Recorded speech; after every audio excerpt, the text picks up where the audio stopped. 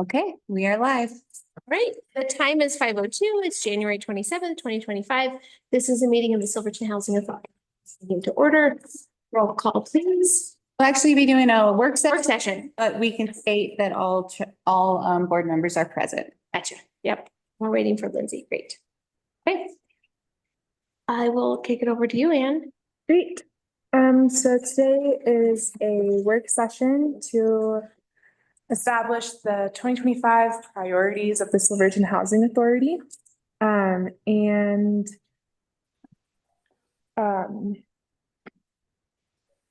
Yeah, sorry, my Zoom was being weird.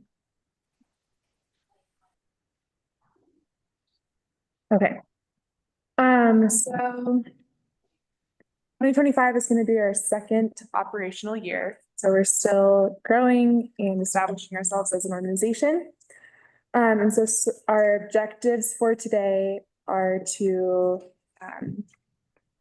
create focus areas for our organization.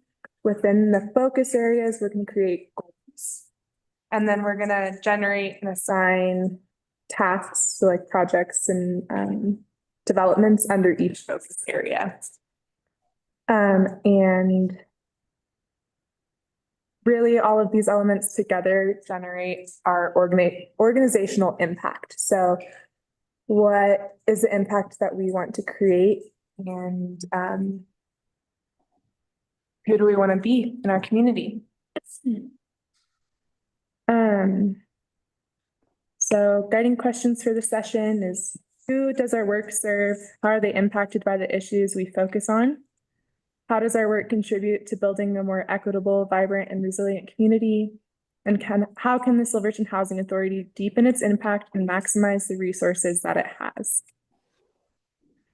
Our participation expectations, which you all do well anyways, but since this is a work session, I do want to just set some norms for how we engage. So engage fully, be present, and actively contribute to discussions. Practice open-mindedness, approach differing perspectives with curiosity and respect. Think critically and creatively, analyze ideas thoughtfully, considering both their potential and feasibility, and maintain a positive and supportive environment. You all do very well.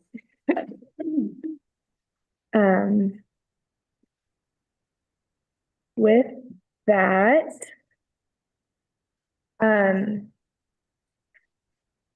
you have sticky notes in front of you and a pen. And have you take, say, 1 to 2 minutes answering these questions. So what motivates you most about the work we do at the Silverton Housing Authority, and what values do you think is critical for us to embody as an organization to serve our community effectively? And the second to that is, what values do you think matters most to the people that we serve? And if you're online, Ron and Carl, you can text me.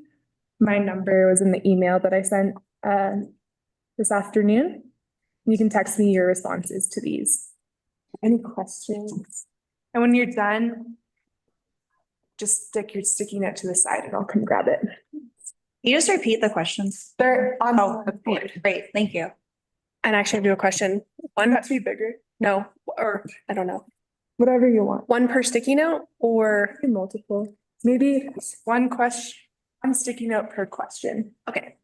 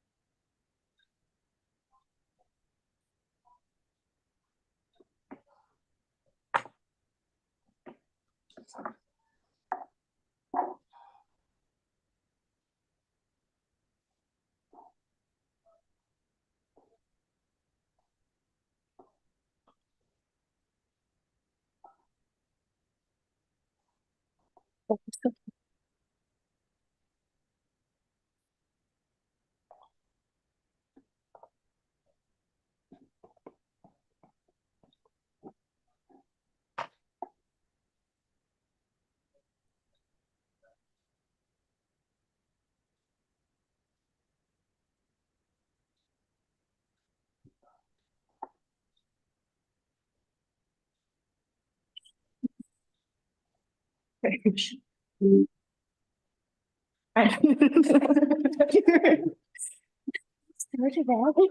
I did.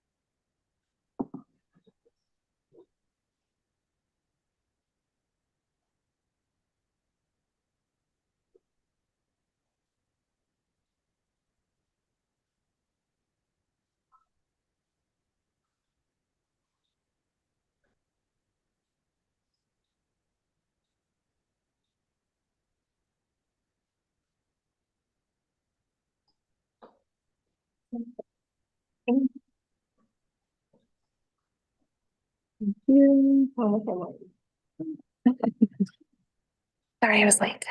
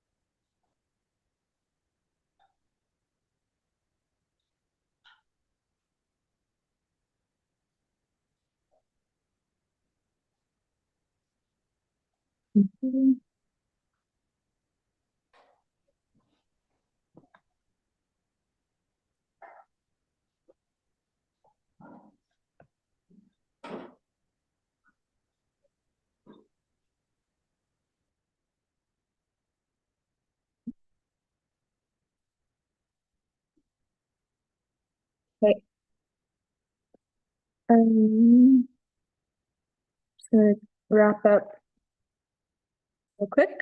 I love this idea, Anne. A lot of work. Oh, wait, I have.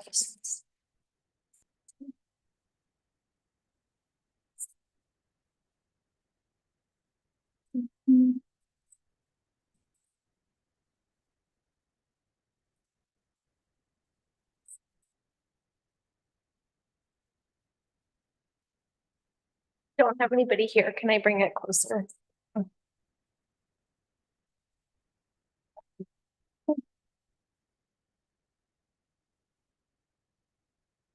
It's the poll when you stop. Oh my. Mhm. Everyone feet okay? Better? You can see.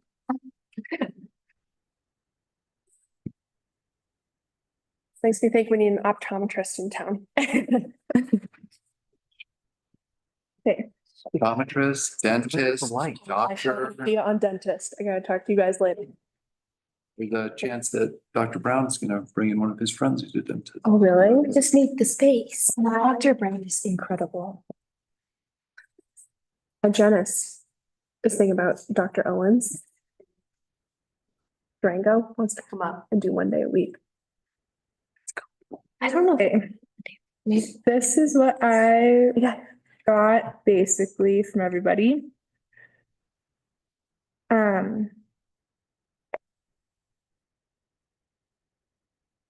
Some of these, I'm gonna scroll down.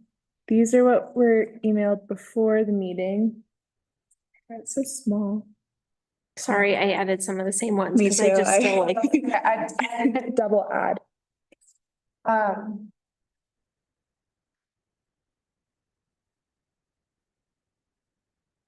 So it looks like.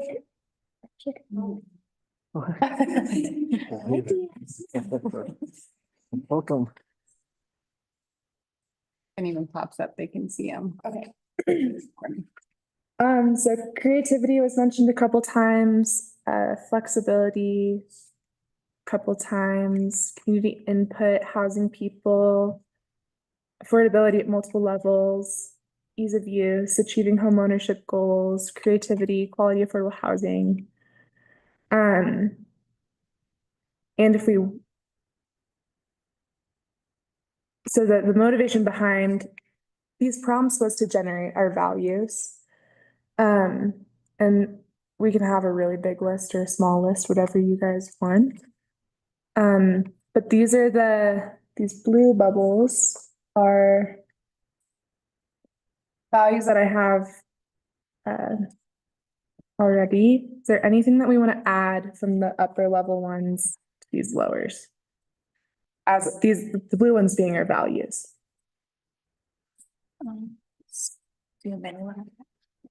Yeah, that's helpful. Thank you.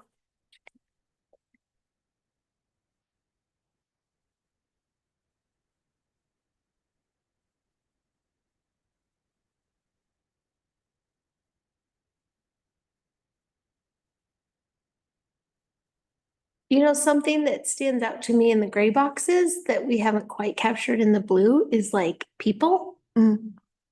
And I don't know how we want to say that, but like, Community. yeah, like it's about actual people. And I don't know how we want to frame that in terms of a value, but I think community is pretty good. Yeah. I was thinking about when I said this email assignment, and it's like not like advocacy, but like we're advocating for the people who live in the community.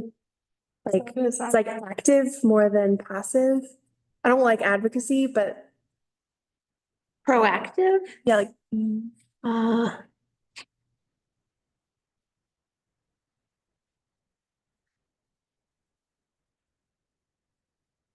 do you mean, Lindsay, kind of like preserving our community, help creating spaces for people to stay here or live here, or like working on behalf of? yeah, like working on behalf of. What's the thesaurus, guys? Working on behalf. I want to, it's like advocacy. Representing. Advocacy is that word, but that is not how it would be interpreted. Yeah. Representation, representative, I don't know. Representation of, all parts of the community. I mean, Yeah.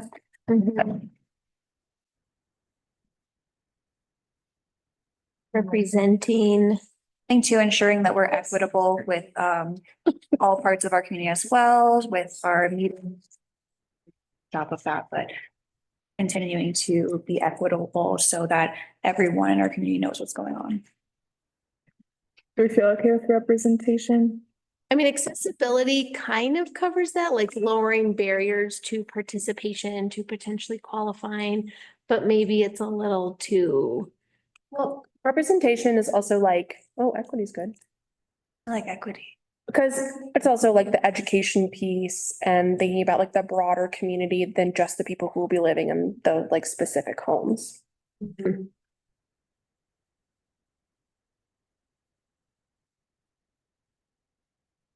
Okay, what about like championing? Like representing feels too weak and advocacy feels too like political. Yeah.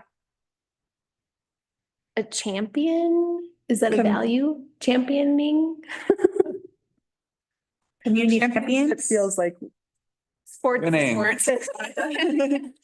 Say winning, I like that. Winning. Winning. You're winning. Estonians are winning. I like championship scenes or championing. that's not our word. Community champions, like. Community, Uh-oh. Playing with- Oh. Here we go.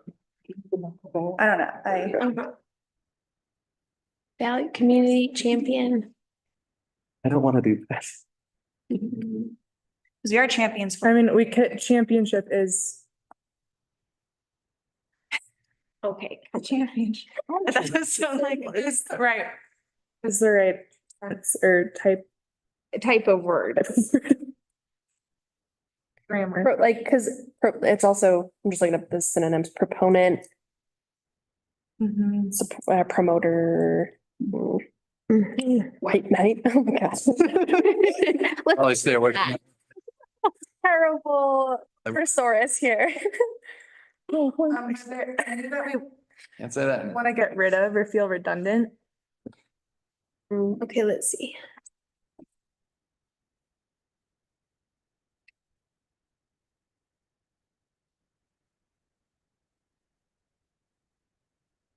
And Carl and Ryan, if you guys have anything to add at any point, please chime in.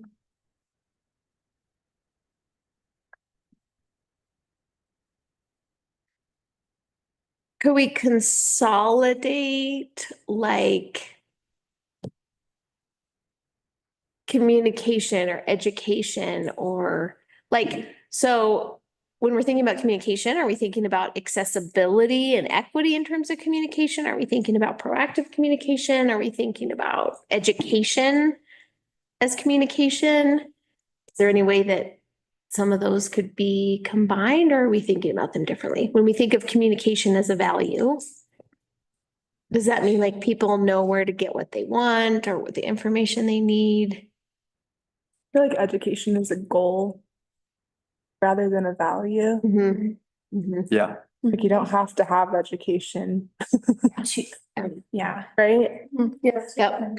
Education feels like it could be a task to help meet one of these values. Like if a value is accessibility or equity, you could use education to help. I mean, equity and fairness, could we just do equity or Mhm. yeah. Oh, yeah, I like either one of those, yeah. like equity? Again, depends on who you ask. Be a buzzword. Fairness might message test better. I mean, if it does, I'm fine with that too. I'm teasing. I think it I like equity. depends on which grant you're writing. Is entrepreneurial and Solutions oriented, in my mind, that'd be like kind of similar. As in redundant?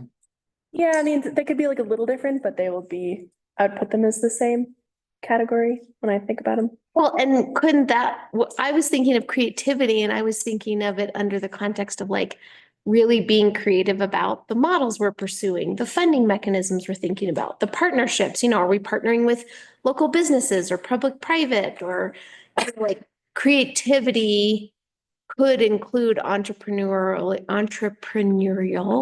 and focused.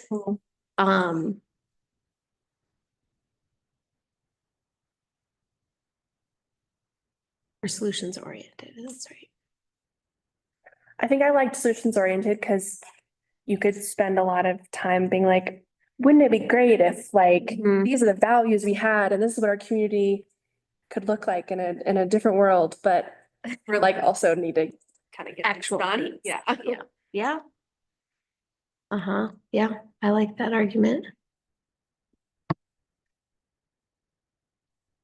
It's like, And does entrepreneurial assume risk? By definition, I think. well, and let's ask the question, Yeah. do we mean entrepreneurial, like potential home buyer or home Yeah, okay. resident or That entrepreneurial makes of the housing authority? I assumed like in the spirit, like going out and finding those creative solutions and Gotcha. yeah, that's how I interpreted it. Maybe solution oriented and creativity equal entrepreneurial. Mhm. Or they're connected, yeah. Mhm. Maybe we can keep them all. I like your argument, Lindsay, that like the balance between creativity and solution oriented, if we only stay in the creative space, we might never actually Mhm. build anything. Mhm. So scratch these guys. Or keep them. I think keep them, right? I'd like to, yeah. Okay, great. Cool. These are our values.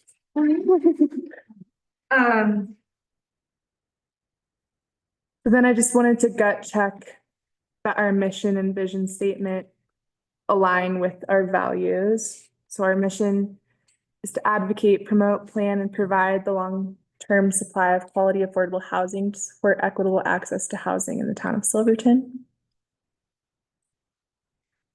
I do think this is redundant, advocate and promote. Well, but I would argue like the advocate piece is kind of like being the champion and promote is like making sure that people know about it, that they hear about it, that they're eligible. Yeah, actually.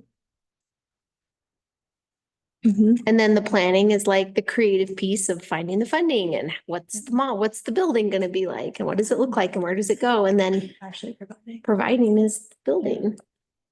I don't know, I don't think it's too redundant. And our vision is to support the quality of life and economic vitality of the unique community of Silverton by increasing housing choices, opportunities, and education for residents. Jim gives it a thumbs up, I like it. double. Thanks. Great. Thumbs up. Our next task is to identify our focus areas. So the way that I'm picturing this is that we're gonna have our focus areas. And within each focus area, we'll have different goals and tasks. So they're kind of the big picture. I think of it like a big circle. And then other things fit inside of it. And one way I feel like that's a hard thing to just spitball. So our next prompt on your sticky note or text is brainstorm a headline about the Silverton Housing Authority that you would like to see published this year in the Silverton Standard. Oh, look at that. This year.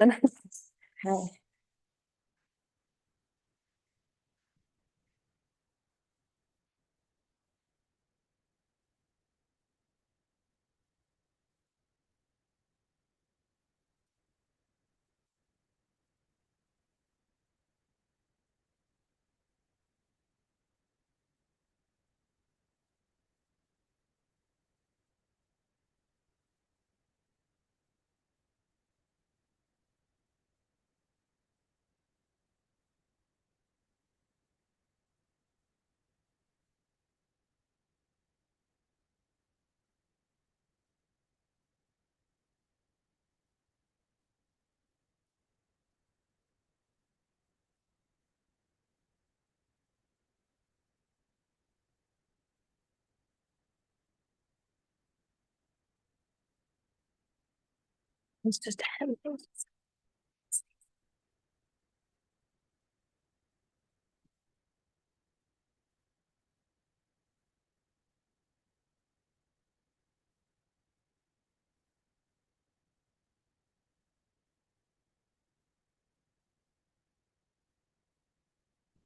You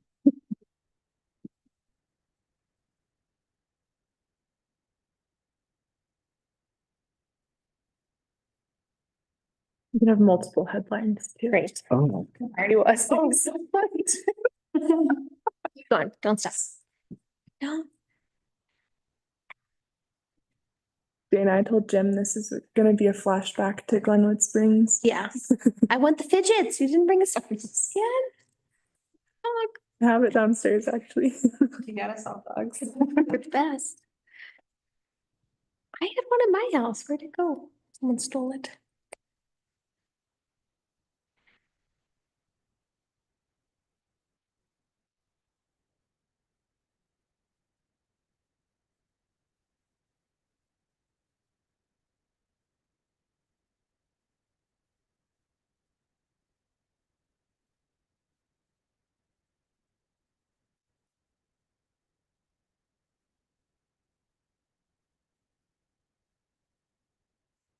Yeah, I can probably get some good ideas. No. I'm sure she'd tell us there's a science writing headline. I know, I was trying to keep your stickies. Okay, have you read them out loud, unless you want me to read them. No, but you're gonna get an accent, so. Extra. Newsboys, newsies?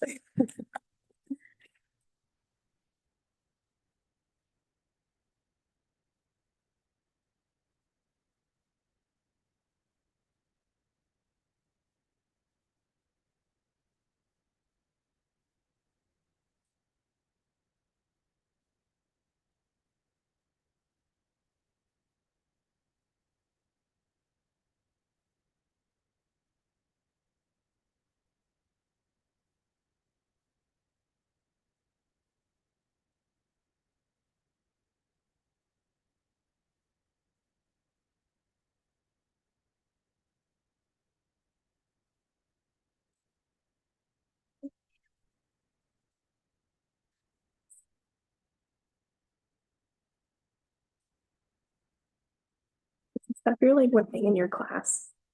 Is this stuff you're learning in your class, or is this what you just bring it from Glenwood's?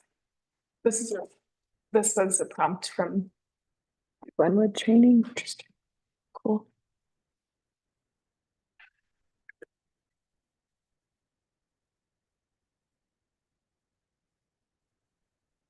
Wrap up your last.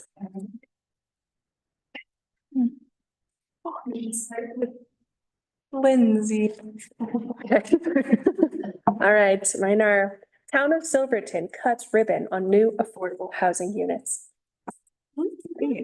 Nice.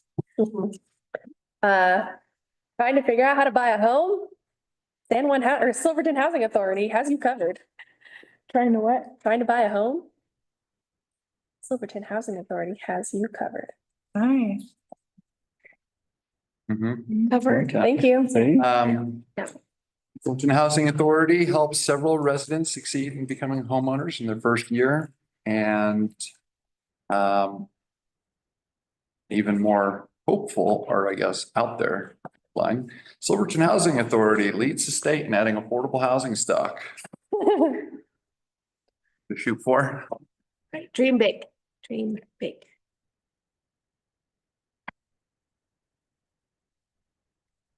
Jim.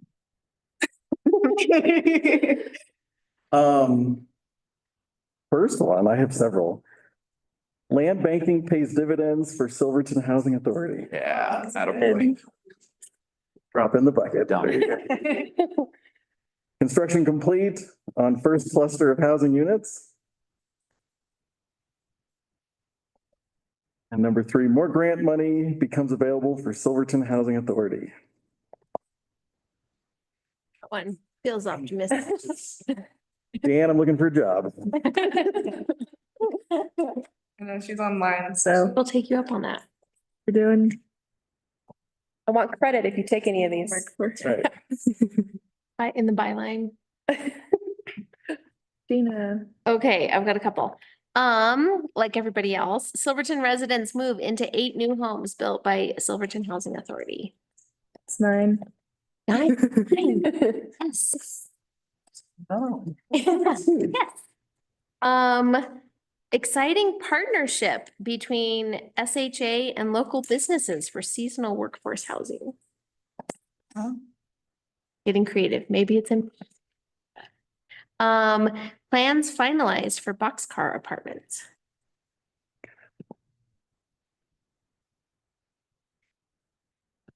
I've got 2 more, sorry.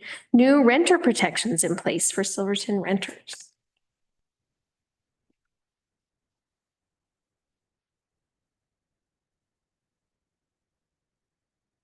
And you'll like this, and town board approves budget for Silverton Housing Authority. Or maybe town board finds funding source. Maybe that's a staple funding source. That's wonky and probably not a headline. I know, Deanne, but. Great. And then.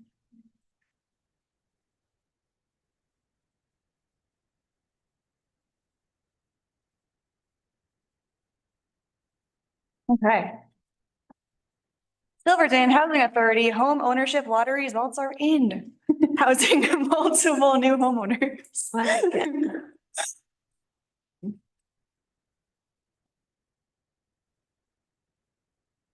That's it. That one was creative. Yeah, I like that.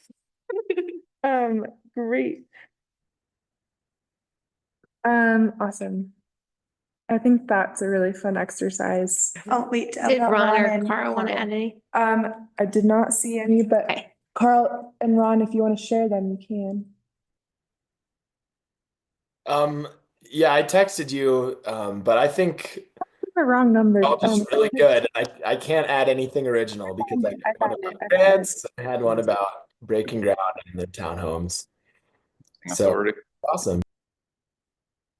Thanks, Carl. I have headlines with fictitious paper. Anything, any headline to add? I texted you one. Last one I got just said preparing for home ownership.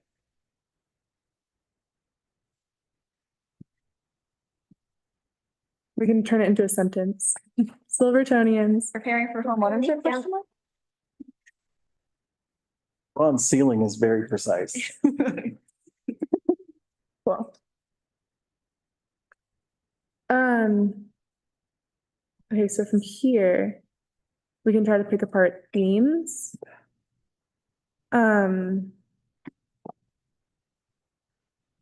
Can you change it to leads the state in adding affordable housing stock rather than leads the state in leading?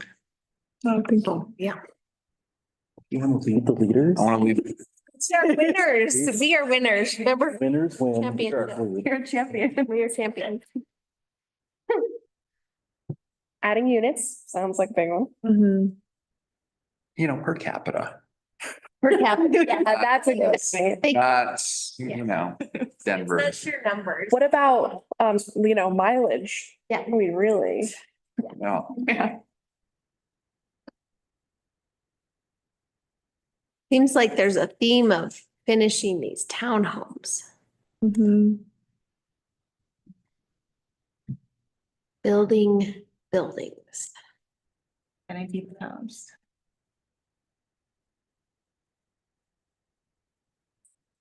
Maybe home ownership opportunities.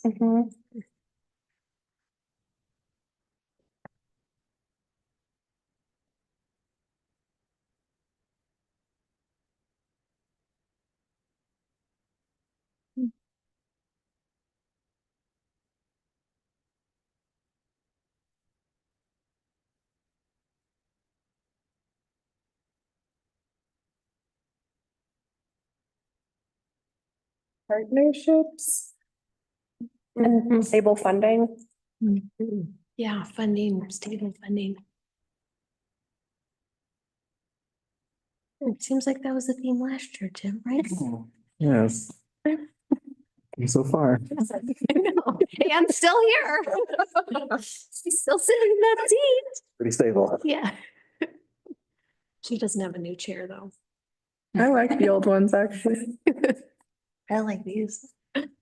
I don't think the renter by headline is not quite what I'm going for, but I've just been thinking a lot about. I mean, I know we're working on units for renters, but just what other kinds of things related to renters, so it's question mark. Rental stock, rental quality, rental options, rental, I mean, I don't know this market. But with Support? Not support. support's good. Well, Yeah, I don't want to be like, and it's not financial support, it's like policy or yeah, education support. I mean, that could be advocates too. Heating factors as well. That's advocacy for renters in this specific area, not throughout the town. correct. Oh, okay. I said participation in the rental market Yeah, in some yeah. aspect. Does that encompass? I mean, I'm not dictating. This is purely, this has to get more votes. I'm just saying, I'm not sure the. We're just throwing stuff at the wall right now. Yeah.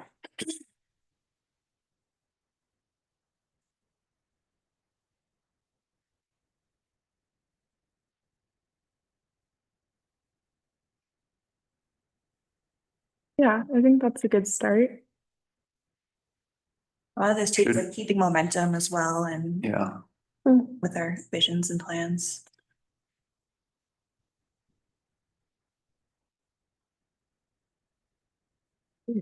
There's some stalls. should we put in a separate thing for grant money? And I know we have stable funding, but Mhm. is grant funding kind of separate from that because Mhm. for now, we're gonna get. Or like project funding. Like, to me, it seems like you could separate the two. You Yeah. think about stable funding for like staff Administrative. capacity and, yeah, okay, exactly, yeah. Yeah, And then like project or, yeah, program funding. Thank you. So maybe under stable funding, we could put administrative funding instead. Does that make more sense? You guys like just stable funding? But also like maintaining funding for the units we do build, right? Cause the more we build, the more money that we'll need Right. Potentially. to like, We'll also be selling them. Yeah, for homeownership, but rentals for sure.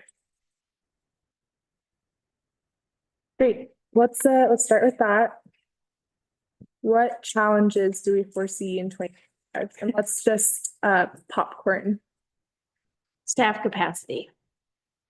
If you're gonna be building 9 units, Yeah, that Building costs. takes a yeah, and finance, stuff, city finances and funding still, funding stuff. State and federal funding.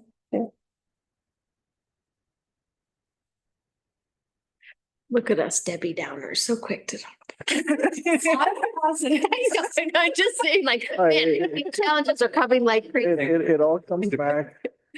No, go. I think it's important to be pragmatic. Yeah, Absolutely, is. but it all comes down to appropriations. started. Yeah. Appropriations of funding. If we don't get it from the state, We don't get it. we don't get it. Yeah. Or the Fed, we don't get it. And we're going into a new 4-year cycle, so it's gonna be very interesting. I mean, I hope, At least a I 2-year hope that cycle. the new administration just makes it rain. I have high hopes.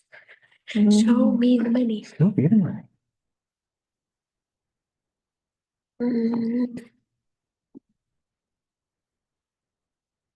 And is there Makes it anything, rain money, makes it rain money. well, we could also use some snow. Yes, we And is could. there anything from Yes, we your could. perspective on project management or building or constructing or environmental stuff that you would add as challenges? I mean, you're closest to the ground here. I mean, this is it. Yeah. Yeah, you all mentioned it. Mhm. I think construction's gonna get more expensive and have less opportunities for state and federal funding. And staff capacity is an interesting one. We can get more into this shortly when we get into the work plan. If we get funding for the townhomes and it's a go, that's gonna be it for me. Yeah, yeah. If it falls through, though, I want to have a really robust plan for what to do next and what to do with my time then. Kind of like a plan A and B. And I want us to dream big too. So if we have goals we can work towards, I think that's super important rather than having tunnel vision, which is good and we need to do it sometimes, but just But so just to be clear, if the townhomes go through it, that's gonna take all of your That's time kind and of it. energy, right? And so everything else might pause looking at other Yeah. projects, so we're gonna need to look to copy. in the event that it doesn't come together, I'll have a ton of capacity for other things.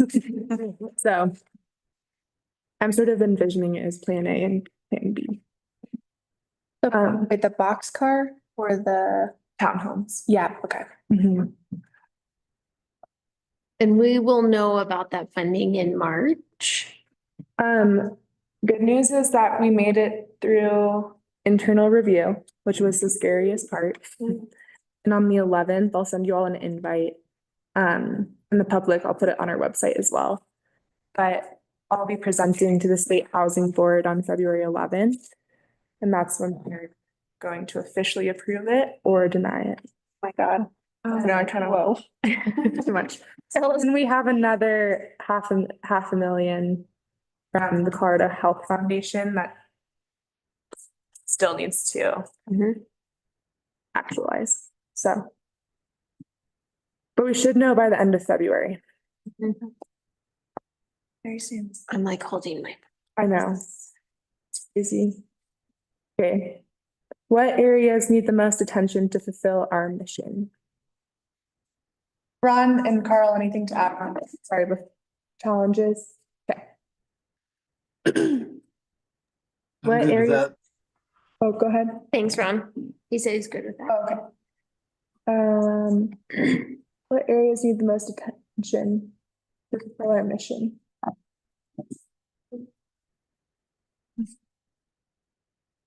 Do you want me to copy and paste our mission down here? Can you kind of like maybe give what you're looking for, like actual work streams or like projects? Anything? Like when we think about advocating, promoting, planning, and providing the long-term supply of quality affordable housing. Do we have any gaps? And it's okay if we don't. I mean, it's like what Jim said. It's like what we're holding our breath for in February. It's so much about funding. Like currently, our economic market is such that the houses that are market rate, most people that we want or need to live in our community can't afford them. Like Look, today I saw one for 1.2. in town. Oh, yeah, and they all need work. Oh, that one looked pretty new. Luckily, Yeah. it was, I was Wait, like. I know what you're talking about. Yeah, I know what Like you're brand talking new, about. but it was like a few years old, but I was done because it was a house, not a building, not a big Yeah. commercial building. And I went, okay, we're There. I mean, the market is just totally outpaced with the reality of people's experiences and salary and whatever. And so to me, the biggest gap, we can have the best director, we can have the best plans, we can have the land acquisition, we can have it. We're sitting here with it. We have land to build on. We have great staff working on it. We have everything in place. And without funding to bridge the gap, we can't build it. That to me is our biggest threat. Oh, that one. There's also a market, like Melissa was saying, that not a single thing sold on the market last year. Yeah. In 2024. Yeah. So there's just like, It's like a freeze. yes, beautiful. sorry, I don't know if that was what needs the most attention, but maybe there's, it's just, yeah, it's like, it's kind of a Housing market. situation that 1.4, I'm sorry, 1.4. Oh, man. maybe there's an education thing too, like, let's say, so there's a housing freeze right now. People are probably not gonna be able to move on it, but maybe there's an ability to set up someone to be like, hey, in 5 years, here's what you need to be saving and thinking about to be able to do that, like. If we're in a tough situation in the moment, how do we prepare people for the future? I don't know. Totally. How do we want to say that? But it's not the most attention. It's almost like that would be like the plan B. What, it doesn't have to be the most. Okay. I'm overthinking the question, I think. What needs, yeah. Well, we'll go ahead and Amy. I guess like, again, not the most, but something eventually I'd like to see, I emailed you too, is maybe expanding the Silverton Housing Authority eventually to make it some more community members, diverse opinions and expertise levels.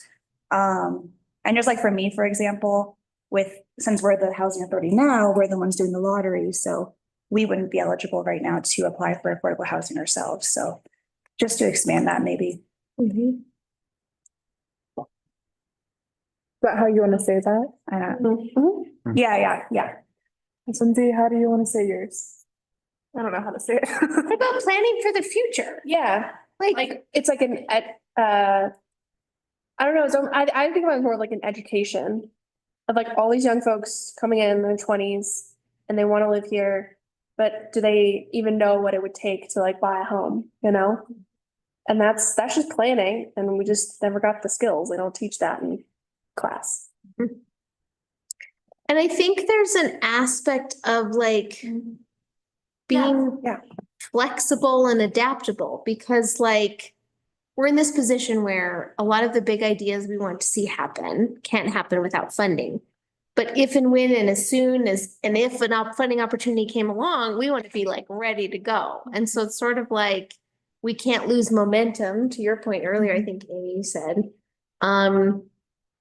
So it's kind of like keeping all the trains rolling, keeping all the, engineering and site planning and environmental assessments, and keeping our eyes out for land options that might be a good idea, or partnerships. Irons in the fire kind of thing. Yeah, it's like, I think that goes back to the newspaper headline about land banking. We need to set up future boards and future directors for success by preparing now and getting land opportunities in place, getting grant funding in the pipe, in stream, and setting up your department for the future. Yeah. We need to do that now. Because right now we, So big, I'm like, I can't wait for my predecessor to take this on and. I know. And like right now, we have a lot of really exciting opportunities in place, you know, kind of like a 5-year plan, right? Like if we were able to build some of these units, have the apartment building, like if all that stuff could happen in 5 years, have something with Zanoni, we'd be like, awesome, sweet, that's great. But like this should be longer than a 5-year organization. And we would have added to the housing stock, but I just expect Silverton, I would think, or I would hope that just building those units wouldn't necessarily solve the whole problem, right? I don't know.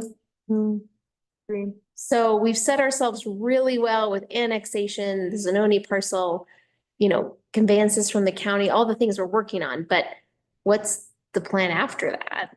If, you know, we were granted all that funding and could build all those units. But that's not for today, Anne. Not overwhelming today.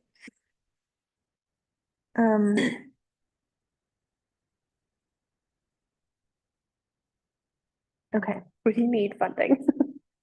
Yeah.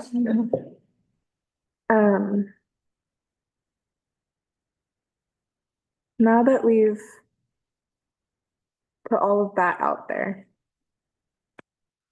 we were going to focus our energy and resources into certain aspects. What would that? I am just imagining big circles of different focus areas. Our focus areas from our March training with community builders was, there were 4: planning and policies. That's one. That is one of them. Board structure, funding, and communications and messaging. From my point of view, I worked really hard on communications and messaging, and that is like set up now, which is good. Funding is never ending. Planning and policy, the land use code is a big part of that. Guidelines were huge. Guidelines. We got funding for the ADU stock plan. Yeah. And then board structure, so diverse board representation, et cetera. I mean, I think you performed at an exceptional level with those focus areas. Like, I am shocked at what you were able to get accomplished, you know, from what, a year ago, Jeff, right? Mhm. What we were thinking about. That's exciting. And we can recycle some of them too. Never ending quest for funding. Funding, I mean, that's. You always have And to maybe be it's- looking towards the future, so we do spend what we get, and it's not dried up immediately after. It seems like this is the year for construction. Like, if we saw projects built by the Housing Authority this year, that would be a huge sign of success and luck in getting the funding, but construction and like people moving in, because it means like the lottery is successful, we got qualified applicants, like all of our processes. Build them and they were- say empty, Yes, not a win. exactly. Like, they've been built and people are in them. So construction and residency or, what's the word for like? It's almost like implementation, like project implementation. Yeah. Housing. people. But we could have projects that aren't Housing, yeah. housing, Yeah, developments. I don't know. I mean, I don't know. I wonder if a goal, a focus area being housing people this year, right? It means units got built and people are in them. And we've set up this huge organizational infrastructure for this entity, like you and Gloria, I mean, it's been all these little steps. And to the community, they want houses, they want things they can move into. And we have to appreciate all the various steps that it took to get there. But maybe a focus area this year is like, people can see units were built and people are in them. Something else to think about. There's 2 strategies for affordable housing. One of them is building, and then one of them is preserving. Mhm. So that's acquiring existing Mhm. affordable units, or even if they're not affordable, acquiring and then making them affordable. Mm, So housing people could keep that as part of it. big. Yeah. Like if we Because if you can't don't build have this, funding, we can pivot maybe. Huh? We would still need money, but. uh-huh, I like that. Good point, Ed. I think it keeps it flexible. Yeah, I mean, I would love to build stuff this year for sure. But this, yeah, is maybe more flexible. I think I'd still keep like communications and on there just because it's a like funding, it's a never ending task, you know? Maybe community engagement. Yeah. Engagement. Mhm. I can always talk, I can always send an email, Yeah. but it's up to other people if they're reading it or not. Yeah. Right. That still takes, you know, part of your time of the day and like everything about the work you do, like that is still work you do. Mhm. I've been working in that content management system, and props to- Okay.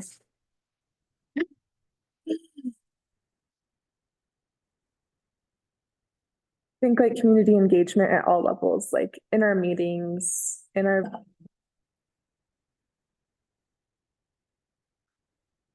Yeah. Having, I just wrapped up a module in my DU program, and it was the social aspect of affordable housing, and it was all about people first. And who are you building for, and Mm. where is their voice in the process? So I think community engagement is a good one to have that can connect all of our different goals. And again, right now, we're working largely in this one certain name. Like community engagement helps us think broader too. Mhm.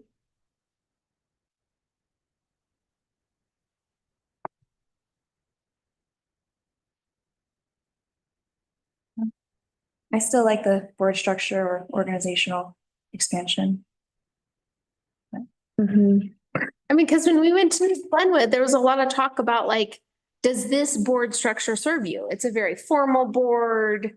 It carries its own level of sort of constraints as a working board. But it also is established and we're here and we've been engaged. And so want to continue to have that conversation around like, can we stand up another board in Silverton that community members commit to being a part of? Yeah. Well, I guess that poses the question, who would you like to see on the board? Yeah. Does it need? Yeah. No, fine. I was gonna ask what kind of perspectives we're missing, you know, there's definitely gaps. Mhm. Jim, you've sat on lots of boards throughout your tenure in this town, like. Just a couple. I'm good for something. The only thought with regards to that is getting bogged down in the minutia of certain people and certain seats on the bus.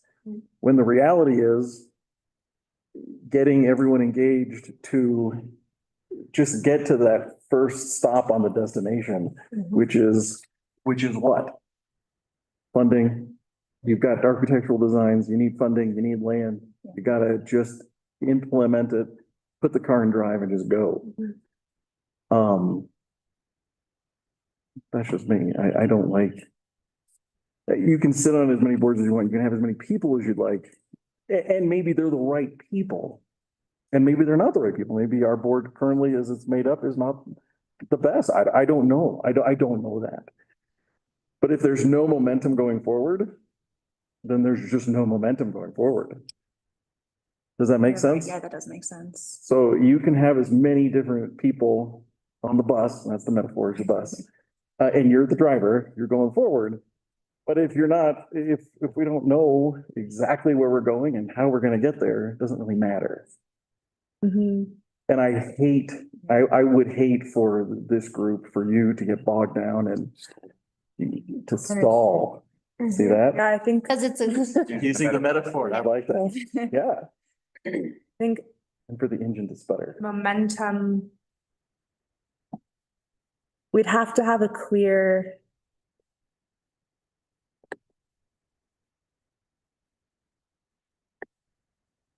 I'm trying to go off the bus metaphor, but it's not.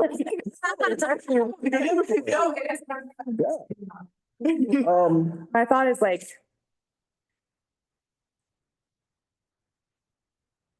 It would be hard. To have it's a goal. It's like, I agree, Amy, I'm with you. And again, maybe not for this year, maybe once the momentum's already going and we're more established, that can happen. That's just way faster, I'm thinking. Another option that we talked about a lot and it was in the master plan is having a multi-jurisdictional housing authority. Just gonna say, get the county involved, then we have more access to different grants. Is that It changed. we had spoken about years ago? We have access to different ways to fund it, like maybe through a tax. And we have access, more immediate access to the affordable housing fund that is at the is at the county.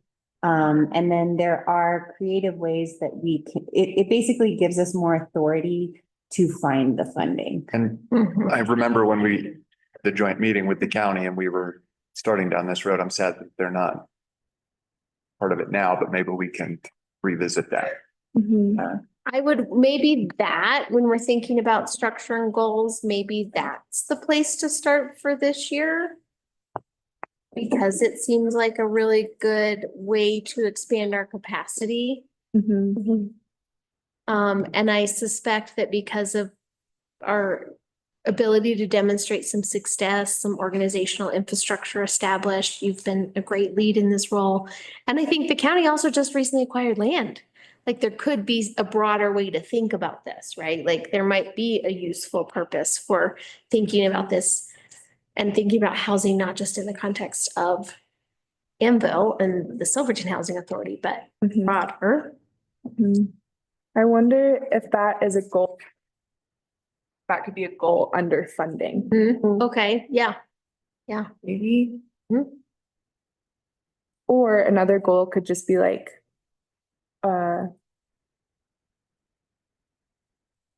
organizational capacity, whatever that means. Partnership.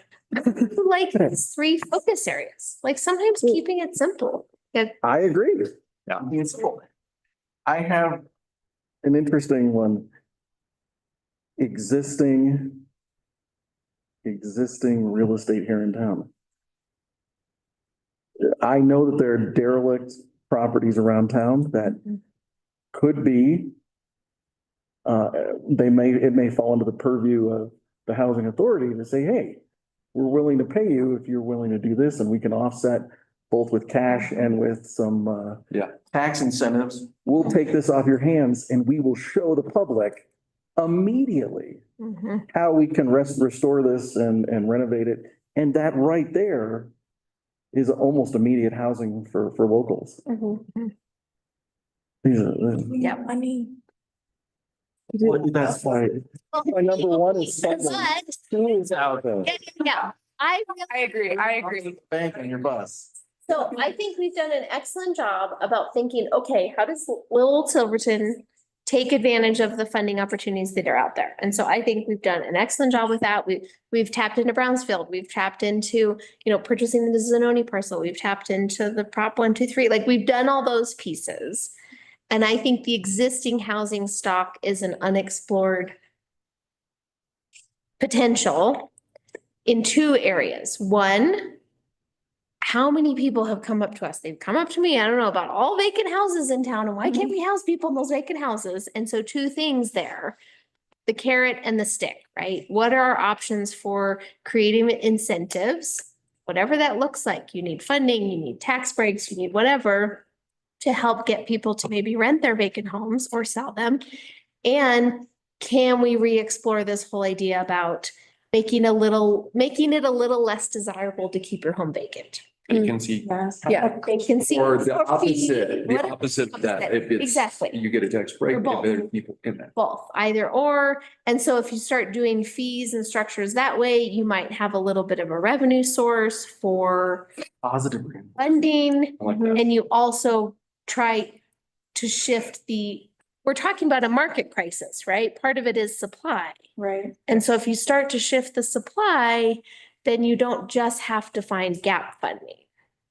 Yeah. So that's a little bit in the weeds, I think, but I think, Anne, if we don't get the funding for the townhomes, it could be something to start thinking about is how do we move the needle on housing stock that exists?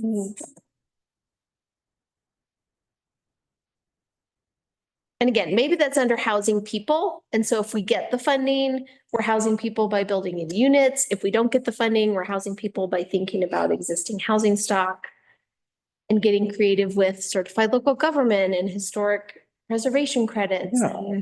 I don't think that's too far in the weeds. I think it's actually very realistic. Mhm, mhm. That's when our multi-jurisdictional housing authority would come in, Right. Mhm, mhm, I think. mhm.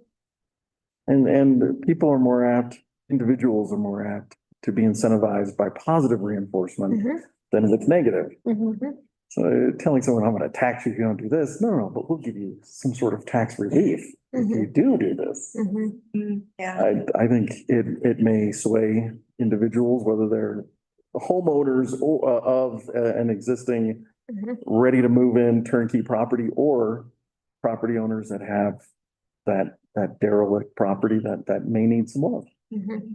Mhm. And What do you think? everyone gets a tool belt That's and then we right. go in there and do it ourselves. That's right. It's entrepreneurial. And we get, and the building inspector doesn't come and check the work. Yeah. Not at all. Since we did it. It's definitely good. Any, Joking, everybody out there. Fine. But it goes back to being creative, which is all part of that And- bubble. Yeah. I agree. Yeah. And fun. And attacking it from all different perspectives. And directions. Yep. I like it. We can get more into this of ideas shortly. We're working down from the focus area to the goal and then down to the tasks. Anything else we want to add here? Do you think community, I know that education and like resources are really big and maybe those fall under community engagement?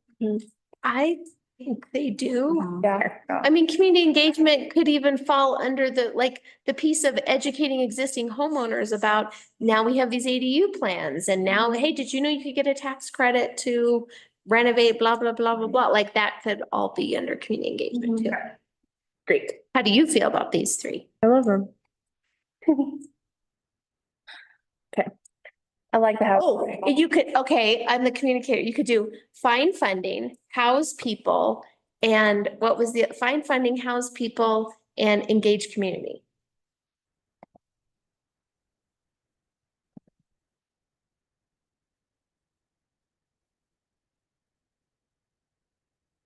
Or if we like community engagement, do you like the verb or do you? I think the engaged community matches. Yeah, that actually feels more active than community engagement. Yeah. Subtle, but it's there. I mean, what if we had this cool mission and vision where it was like, hey, we all have a role in helping to like make this a vibrant community where we all can live and thrive. We all have a part of it, whether you're a local business owner, whether you're a person that could build an ADU in your backyard, whether you have grandma's house that could be rented, whether you're selling property and maybe you want to talk to us about selling to us for a great price. Like engaging the community can be that whole area. Yeah. Vision. Okay. Now we're gonna create goals for each focus area. And when we think about goals, we should think about what do we want the result of our focus areas to be? Goals are best used for assessing program effectiveness, demonstrating the value of work, and guiding our resource allocation. And I actually hate SMART goals, but I think it's just like childhood. Yeah, I think that they're good though, because there's definitely. Sometimes there's goals, people are like, we're gonna have this goal, and you're like, that none of that is possible. I do like having a chapter. That's why I thought We're good. Sorry, not to add into the SMART goals thing, but I've now heard like a SMART goal. So there's like IE is equitable and inclusive. Sorry, the other way around.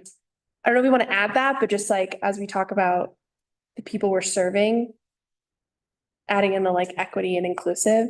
Yeah, inclusivity and equity. That. I like that.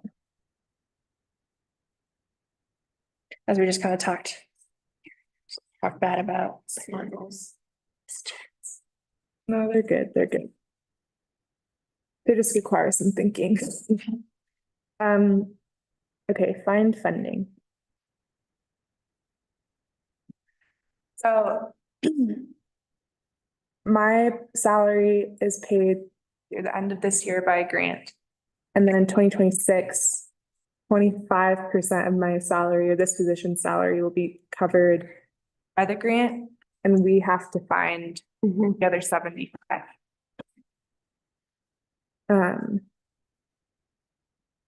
I think a goal needs to be fund the staff, but fund SHA director, like find sustain, like under find funding. It's like we need a sustainable funding source. I feel like we could be sustainable. We can work with grants for funding projects, but it's time to start figuring out how to fund staff in a consistent, predictable way, I think. Yeah, when you're funding your position off grants, a lot of the times just spent writing and administrating grants rather than going for the mission. I mean, one question I have for this work is it common that many of these grants do allow for administrative line items? And so this is an area where it's more realistic, or are we wanting to move in a space where like we grow this organization, we need a director level position that's funded, but maybe some of the project management comes and goes with the grants? Do you have a thought or perspective on what other communities do or what you've seen with funding? Most people have a sustainable funding source for staff. The local planning capacity grant is new, which is what we have. Yeah. And that's for planning departments in towns for affordable housing. But one of our very clear grant outcomes was that we'll have a plan to how to sustain Yeah. this position into the future, so I don't know that we could apply for it again. Yeah. Don't have a revenue. I mean, we could, and I think we could, and hire a consultant or something, but not necessarily for this position. I think your goal was right there of funding Silverton Housing Authority staff. Yeah. Or director, or whatever you wanna.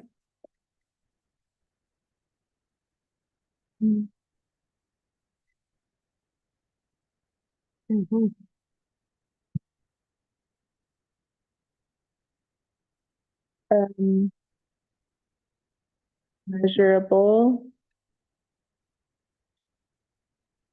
Or like. Budget line item. I mean, you could probably write this out more specific of what funding, like how much you would need and by the end of 2025, 6.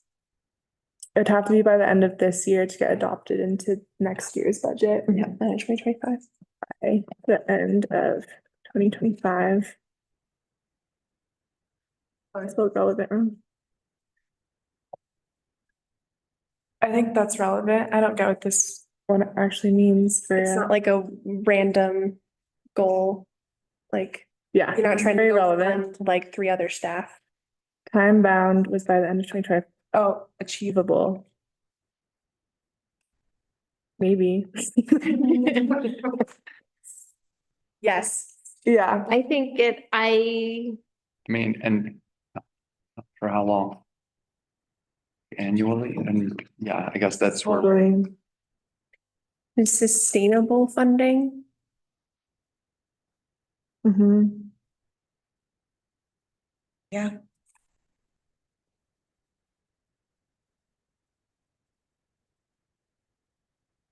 And it strikes me as it needs to some, well, I don't know, Gloria on the finance side might have better perspective, but like that it probably needs to be tied to, partly tied to a revenue stream.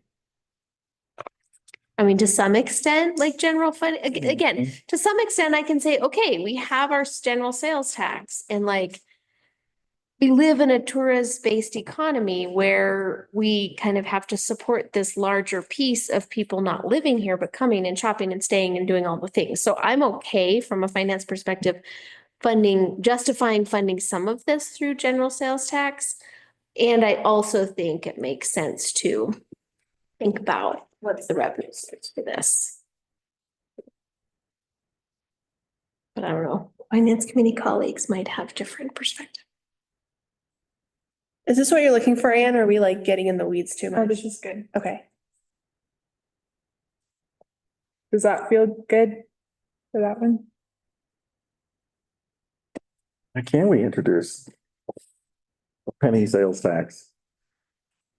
Half penny or what have you to allocate it directly with us. Wait, say that again, Jim? He said it. Introducing and something that's not gonna be too impactful, but it does add up real quick. Yeah. Which is a penny or a half penny sales tax. Yeah, absolutely. Why can't we? And have it and allocate it directly for this sole purpose. And it cannot be deviated and put into the general fund later on. No. We need to put that to. We'd have to put it to the vote. It has to be. Yes. When. But we can do it. I would be very for that. I'm very for that. Absolutely. So other towns have like a line item, like a on the bill that's like affordable Right. housing tax or whatever. So that's what it would be, or just. I guess I'm like, can we do that? Like, what's the home rule issue with that? I think what we probably should do is have a separate work session around funding and revenue. And I think that could be a time where we could talk about vacancy tax, short-term rental fees, sales tax. We can talk about the different mechanisms that we can use For funding. for funding. I think if we're gonna add that into funding, then I think we should maybe look a little bit closer at how the housing authority can borrow money. So for some smaller projects, such as a derelict house, that you're like, okay, this is something that we could buy and make Could it big. rehabilitate it. Get over it, because it's not gonna be Yeah. multi-million-dollar, but we, like, the housing authority does have the ability to borrow money. And is it worth it? I mean, I guess looking into it, is it worth it? Is it something that we should look at for smaller projects that are more immediate? So we have revenue, so it sounds like we want to do some sort of work session on revenue generating ideas and options that could fund both staffing and organization and potential projects.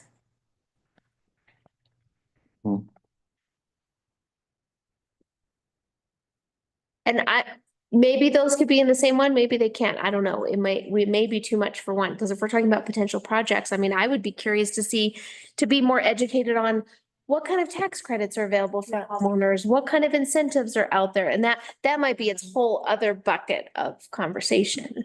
We kind of have the two pieces, revenue that we can generate or implement through a sales tax, through a fee, through a whatever, and then other funding that might be out there, whether it's borrowing, tax breaks, other things. We also don't know what's gonna make it through the state legislature this year either. Yeah. They're gonna take another pass at affordable housing, Uh-huh. so And that vacant homes deal, is that down? it'll try to make it through again. Yeah. Well, yeah, introduced, yeah. So there's some things out there. Any other funding goal? We're gonna have multiple goals under each focus area. Well, project funding, right? Like we're talking about sustainable funding source for staff, but then we're thinking of a goal of what? Like, it's probably not sustainable project funding, but it's just like being creative and flexible for trying to find project funding. But how did you write that last year? Like this goal for funding?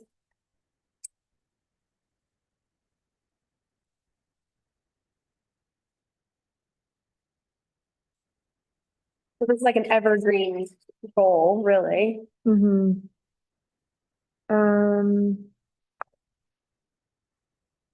It was just stabilizing housing authority staff and programs. So You went above and beyond your goal. I'm not stable. For 1 year I was. I meant like you added a goal. Like you found funding for projects, really. Right. Yeah. So maybe goal is continue to pursue funding for programs.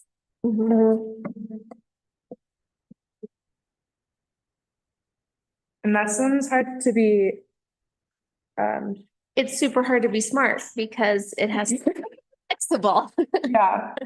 We don't know what funding's out there. Yeah. How much we need, but continue to pursue. I mean, I feel pretty good at, because I think you measure yourself based on like you're pursuing all the options that you can figure out, and it's totally out of your control in a lot of these, so. Opportunities arise.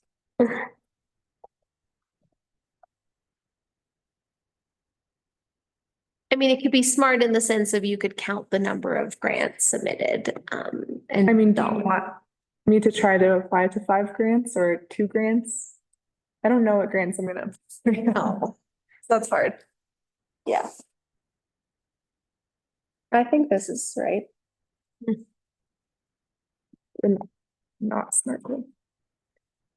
For time's sake, let's move on to housing people.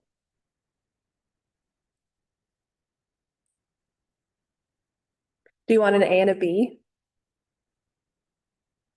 Sure. Like the A would be, we get the funding and you're able to build those 9 units. And the B would be thinking like, the B is hard. Well, if the goal is to house people, then we can't be solely focused on 9 units. We have to be able to think outside and look at all the different types of structures that can house people and that can be affordable. Yeah, house people in new and. But there's, you be specific, you know, like, Right. as I was saying in the A and No, I like what you said. Yeah, okay. Right. Like the B is like the part I think you're getting Right. at. Of like, what's that other option? I like that. That's great. Right. I like goal A. That seems good. Yeah. So goal B is, Or housing opportunities in existing structures or. but it seems like you also have, like, you have the zoning, we also have other projects in play, like Zanoni parcel and what's going on there, and then the boxcar apartments. Like those are kind of the 3 biggest projects, right? And so if we don't get the funding, it seems important to keep those projects moving. They may not house people next year, but they help meet the goal of housing. So I would say keep momentum for existing projects. And then maybe there's a third one that's like, So hard. I could never do this. I'm really impressed with you.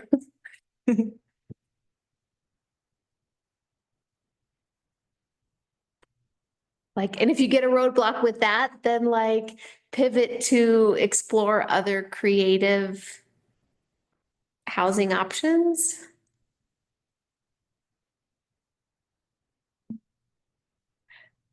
I don't think that should just be a pivot, though. I feel like we should do that regardless. I agree. Well, but it depends on Anne's capacity. Right, yeah.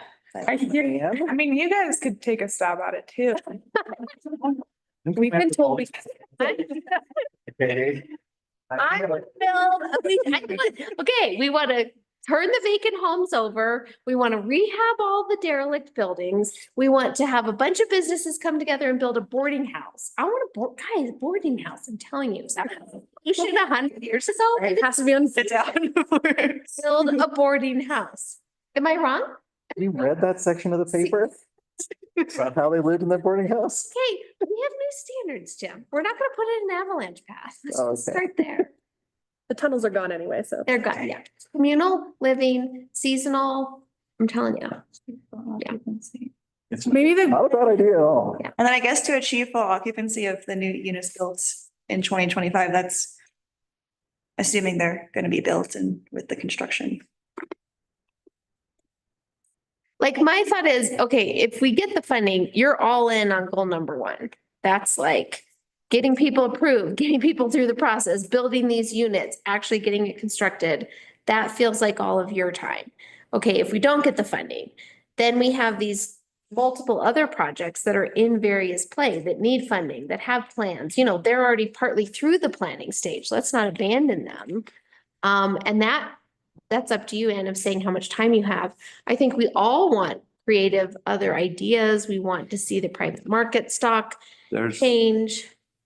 But what can we do? 10 units available for sale right now in one building. It's true. Yes. And then there's in 4 commercial places. There's 4 units next to the And it's a hardware store. special, Which could fund Mhm. the rest of the housing authority. this is a When could we create a ballot measure? No. Gloria's like, guys, we haven't had our retreat yet. And I mean this in all sincerity. I might sound like I'm joking because I'm all excited.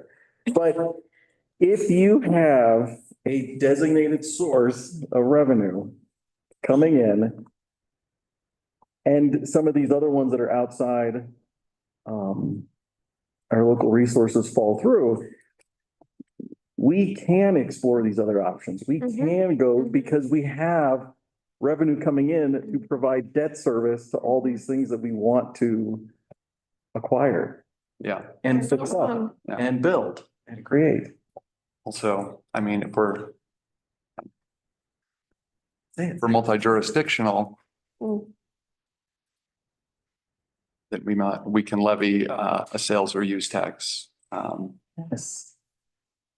as the authority, Yes.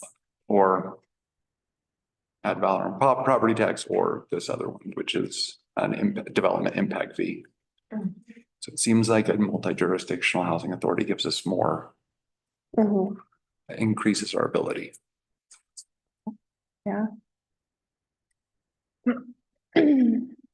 So that fits under, Capacity. Great. oh, I don't know which one that goes. Is it under Funding? funding? That's exclusively for staff. Maybe it's like another goal. Maybe a lot of goals for one person. Yeah. Yeah. Not meet our goals too. But it's not a smart goal. Hey, the audio was good until just now, and it started doing that robot voice thing. Okay, I'll I turned up my video to see if it was a bandwidth issue, but it's still happening. Thanks, Carl. Hold on just one sec on your conversation. Okay. Go to.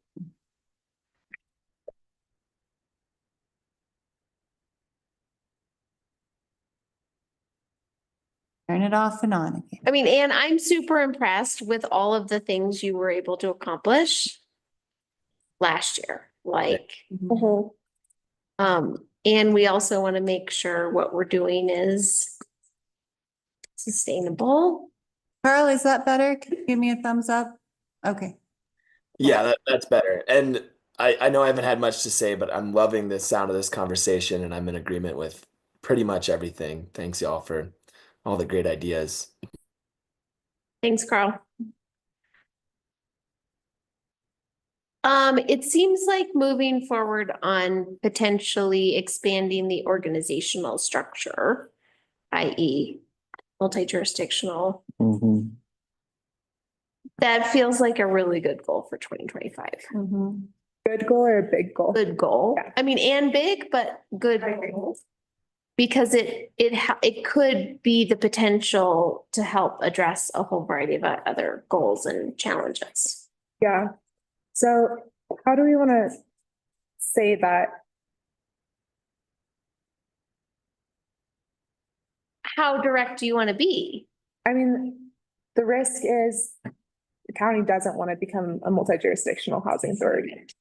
But we also have the risk of not being able to build the Anvil townhomes. So some of these goals are going to, Right, have risks, exactly.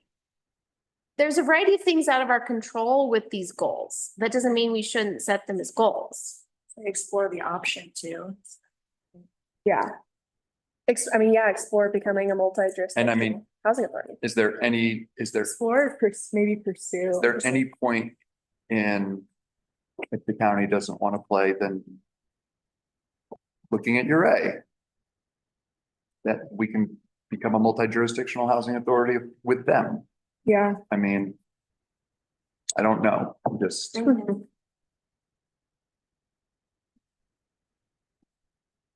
and I don't know if that's possible, but I don't. I think it is. I have a member of my cohort who runs a 6-county housing authority in southeast Colorado. And I don't know if our goals are aligned or if that makes sense, but it's at least something to think about if we can do it within our county. I mean, the municipal housing authority was a way to get started. We have made Oh, absolutely. huge progress, like huge success with it. It was genius, Gloria.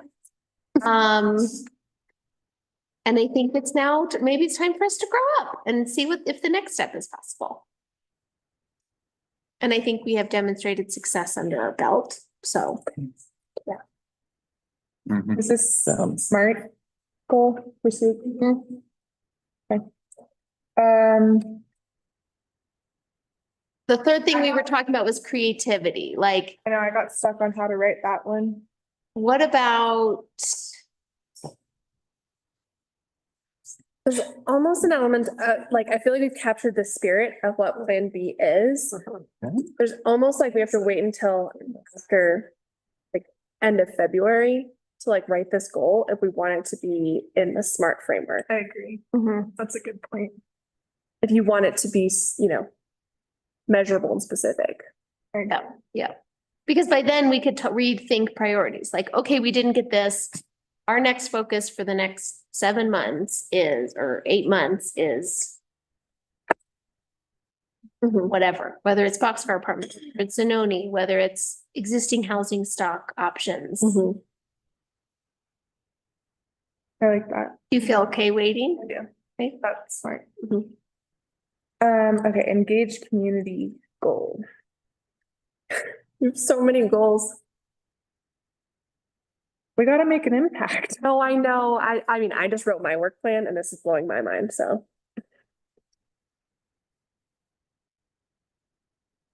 Okay, but I also think this is not all Ann, guys. This is us. Yeah. Goal number 1 under find sustainable housing funding, like, that's us. That is us. I'll do homework and. Yes, You guys. that's us to decide and think and like consider the options and decide what we want to put out to the community. It's not all Ann, but it's a lot of. Engage community and what's your vision here? You have all these great ideas for how you want to do that. So I feel like this one is kind of more like, what does that look like to you? Like, we could rattle off a ton of different ideas. First one is post a minimum of 2 homeownership education classes in English and Spanish. Great.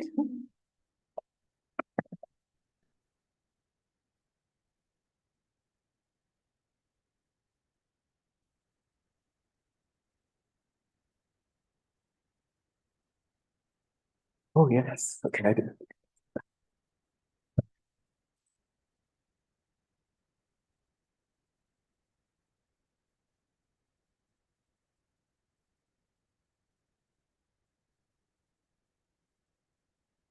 And I wonder if part of this is also, this goal, this focus area is also dependent on whether you get the townhomes or not. Because if you get the townhomes, community engagement looks different than if you don't.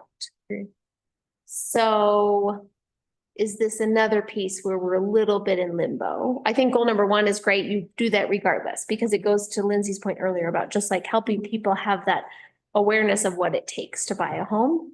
And we know, we hope eventually there will be homes built that people can qualify for. So, And even if they don't invest in ours, yeah. it's just good benefits. knowledge to have. Mhm.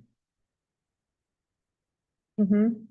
So are there other ideas you have here that are not totally dependent on whether the townhomes go through? Or do you want to write it assuming they do go through or assuming they don't? What helps you the most?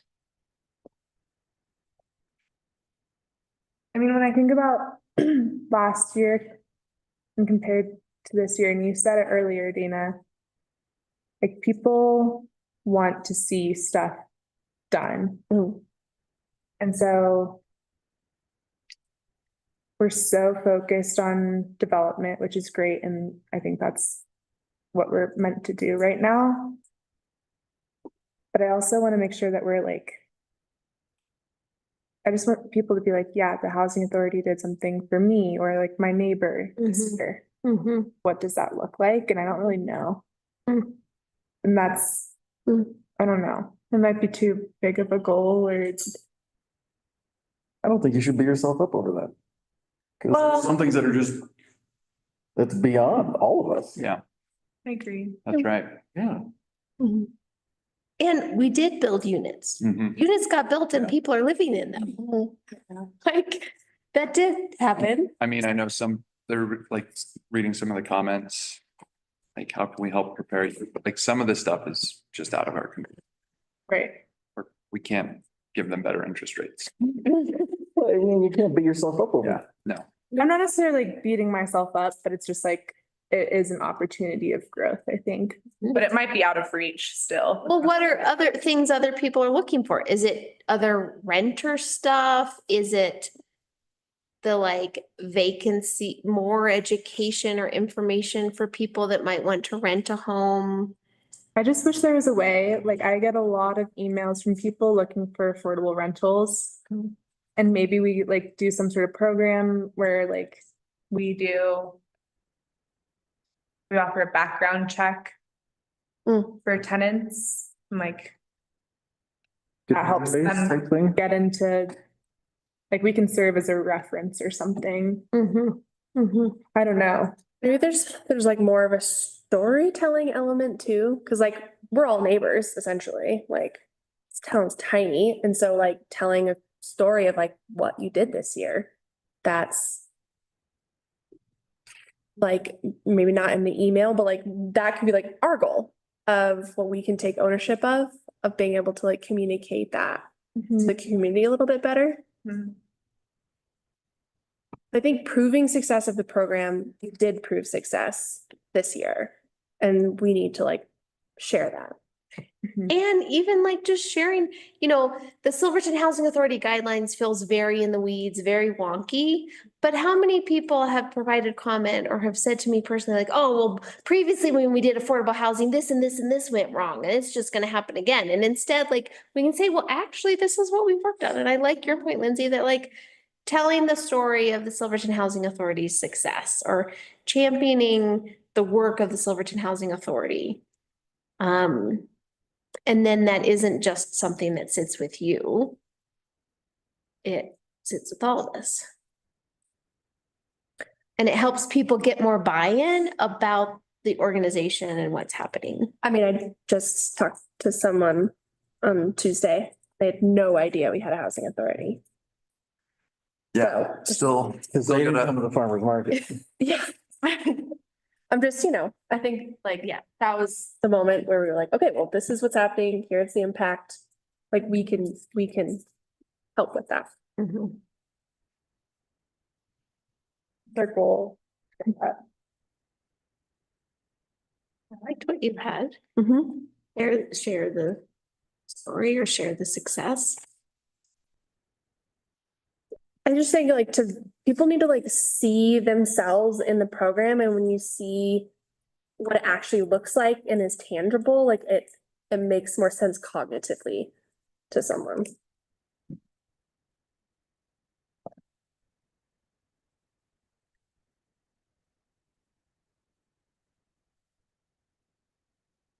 I'll make that one smart later.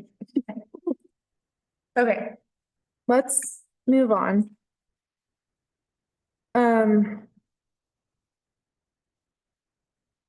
So now, and this will be brief because we're wrapping up here.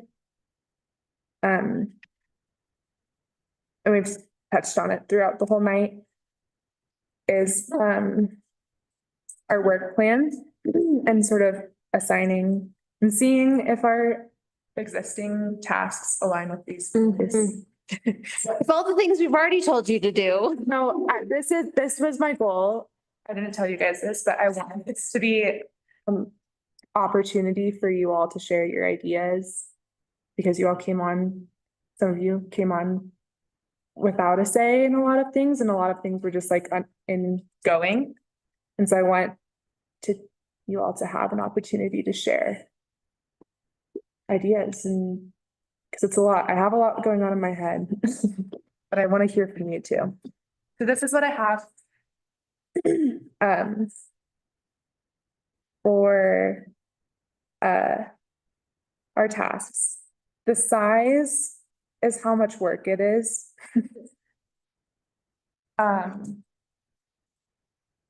And these are two that I've added throughout tonight, listening to you all. So the bigger picture, so in the memo, Town of Silverton committed to increasing the affordable housing stock in Silverton through Proposition 123 by 9 units at 100% AMI by the end of 2026. And that just has to be building permits pulled, which is cool. So we have that commitment. If we don't hit it, we won't be eligible for funding for a year through that program. So it's not the end of the world if we don't get it, but I think it's a good goal. But again, if we don't get funding for it, then we can't get that goal. It's It's a funding. a tough situation. So that's the quickest and easiest paths to success for that commitment is through the Anvil Townhomes. And then the other commitment that we have is we received funding from CHAFA to do the ADU pattern book. So that's pre-approved plans for people in our community, for property owners. And then this is a priority as well.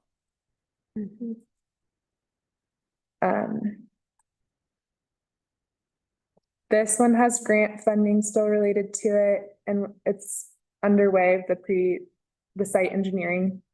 And then Zanoni's kind of in nowhere land right now. We've taken it as far as we can with the funding we have right now. And with the capacity that we have, right? Like I could be making a full development plan for Zanoni, But we already, yeah, like the townhome is the big question mark. oh, yeah.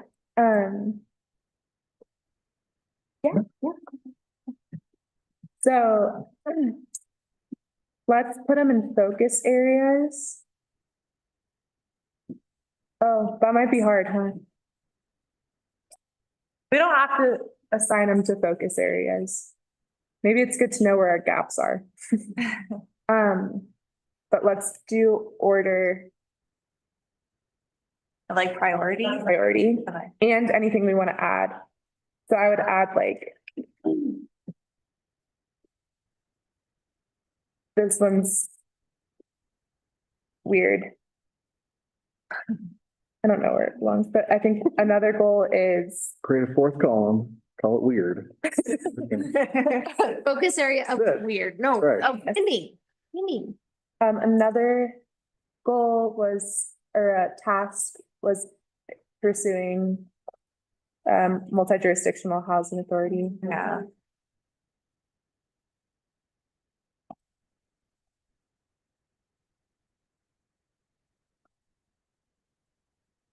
I don't know if it's called alternative funding. Yeah, I'm trying to figure out how we can word that in Let's this, see. but. The director shouldn't be worried about how she gets funded. If we can provide that. I think there's. Is organizational upkeep kind of in that like staff funding? This is just like the time that I put into grant reporting, Okay. meeting prep, Yeah. website stuff, Admin. admin. Yeah.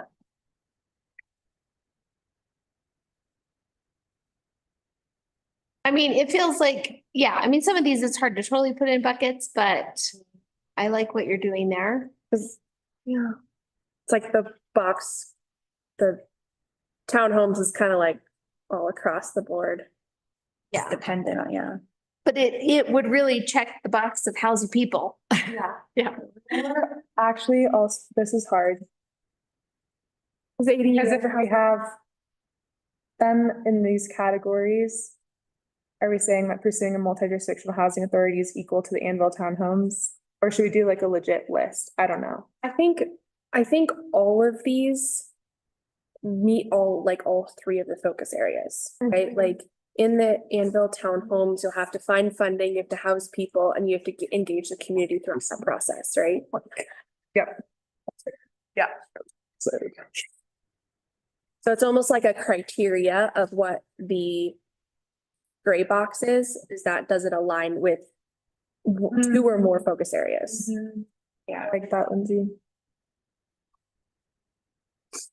Yeah. And then it gets, yeah, okay. Yeah. It gets prioritized.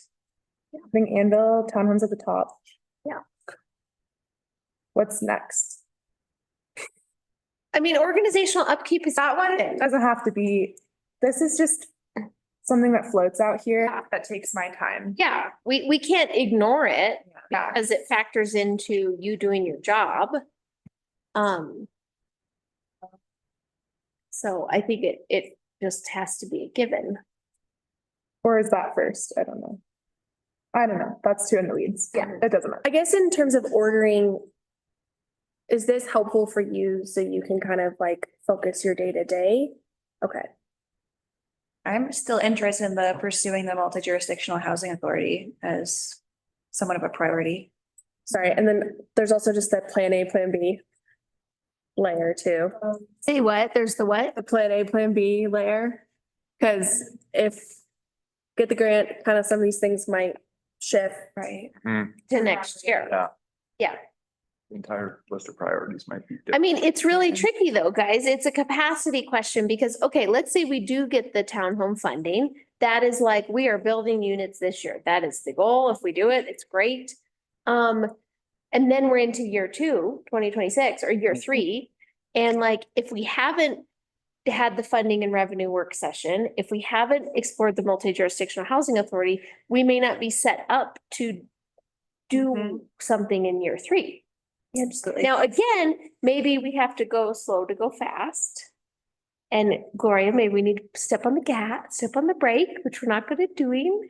But like, again, just, it's really a reality check of saying, okay, if the townhomes are happening, that is like key priority. And what does that focus mean for year 3? If we don't have the capacity to do the other things, and maybe that's okay. Maybe we say, building 9 units, that's going to be what? one person. Exactly. That's like that's a 2-year goal. Yeah. And we just happen to get it done in 1 year because of a variety of things. And we do have food back there for you all. I just want to remind you, since it's 15 minutes before our regular meeting starts. It's more formal, yeah. So grab food as we wrap up. Tell you to grab. What do you think, Anne? Like, you are an overachiever and you want to do all these things and make it all work, and there's just one of you. I mean,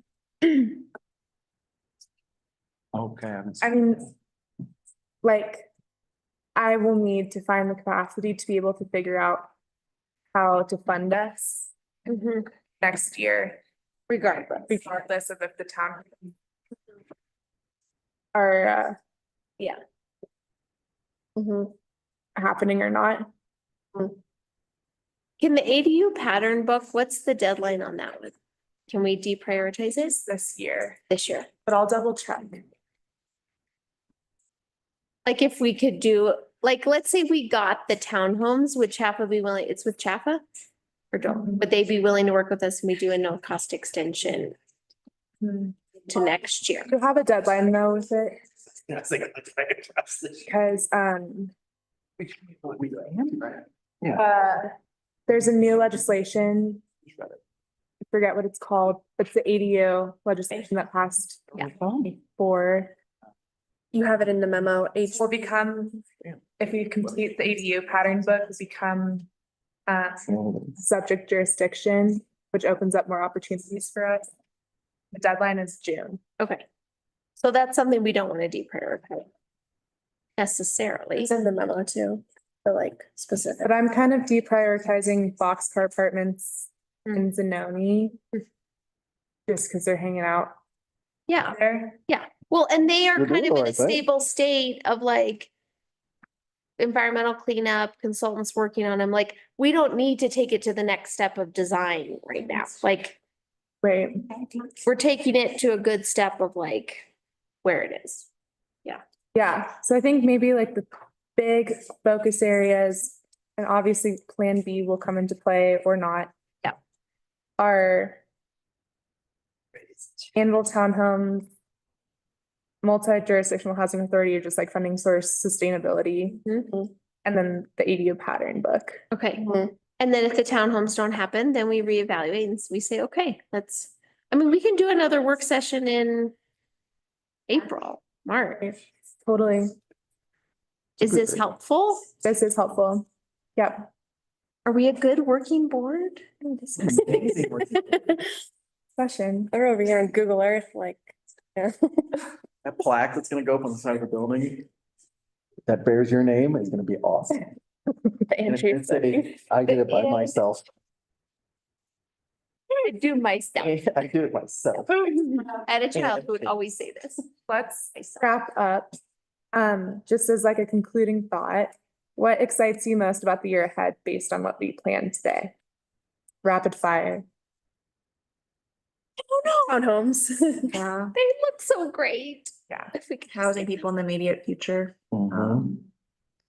And what excites me too is also exploring other funding opportunities for sustainable funding for stuff.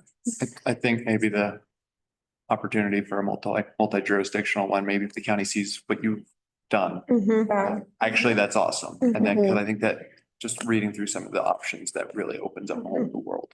And they've been such big advocates since Yeah. this whole time.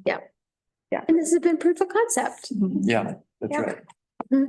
And this board, I mean, what excites me is working with this board, whether we continue to be the housing authority board or not, but working with this board and you, like, this feels like a lot. And I also feel very thankful for this group to work on it. Like, it feels like there's the capacity and the intention and the political will in this group to make progress.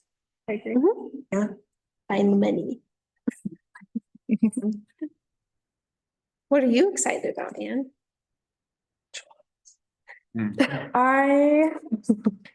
The headlines that we were throwing out there are really cool. I think about that a lot. So building housing. Okay, I've already been connecting with potential future homeowners this week, which is really exciting. Yeah. Thank This was really helpful. I really love board engagement and direction. And I really value everything. Bad ideas. So you. that's all I had. Thanks, Anne. Thanks, Anne. Yeah. Great. All right, thanks, Carl and Ron. We're gonna take a short break. It's 6:52. We're ending the work session for the Silverton Housing Authority, and we will reconvene the regular meeting at 7:05. At 7:05. Thank you.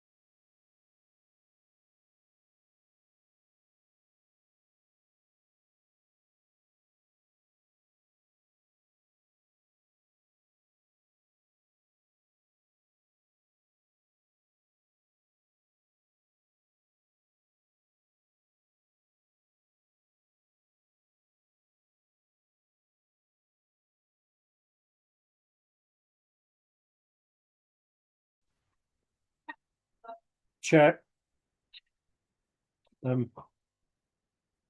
Check. Did you hear anything? I think we can hear you. Check. Yes, we can hear you. Okay.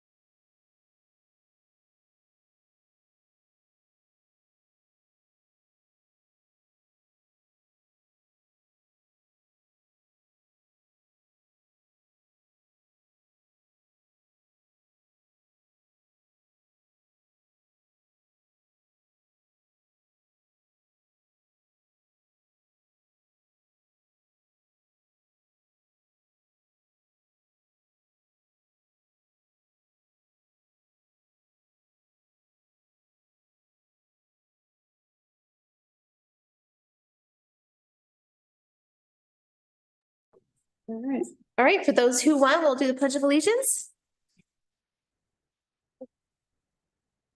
I pledge allegiance To the flag to the United States of America America, and to to the the republic for which it stands, one one nation, nation under God, indivisible, liberty and justice for all.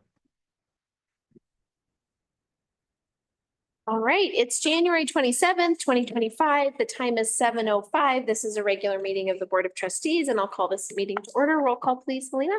Trustee Halverson? Here. Trustee Wakefield?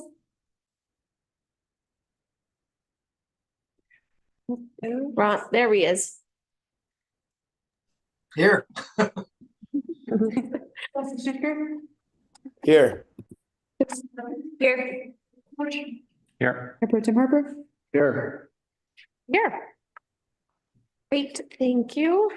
All right, we just finished up a work session of the Housing Authority. If you want to listen to that, you can check that out prior to this meeting. And do we have any staff or board revisions to the agenda? Staff has one I would like to request add, committee and board updates for the P and O Committee, San Juan Development Association, Snuffles Energy Board, SWORD, and Chamber of Commerce. Thank you. We were all busy this month. All right, we'll now move on to public comment. Comments must be limited to 3 minutes in duration. If you're in the audience and you'd like to make a public comment, you can come up to the podium, introduce yourself. You'll have 3 minutes. If you're online, please click the raise hand button and promote you to panelist.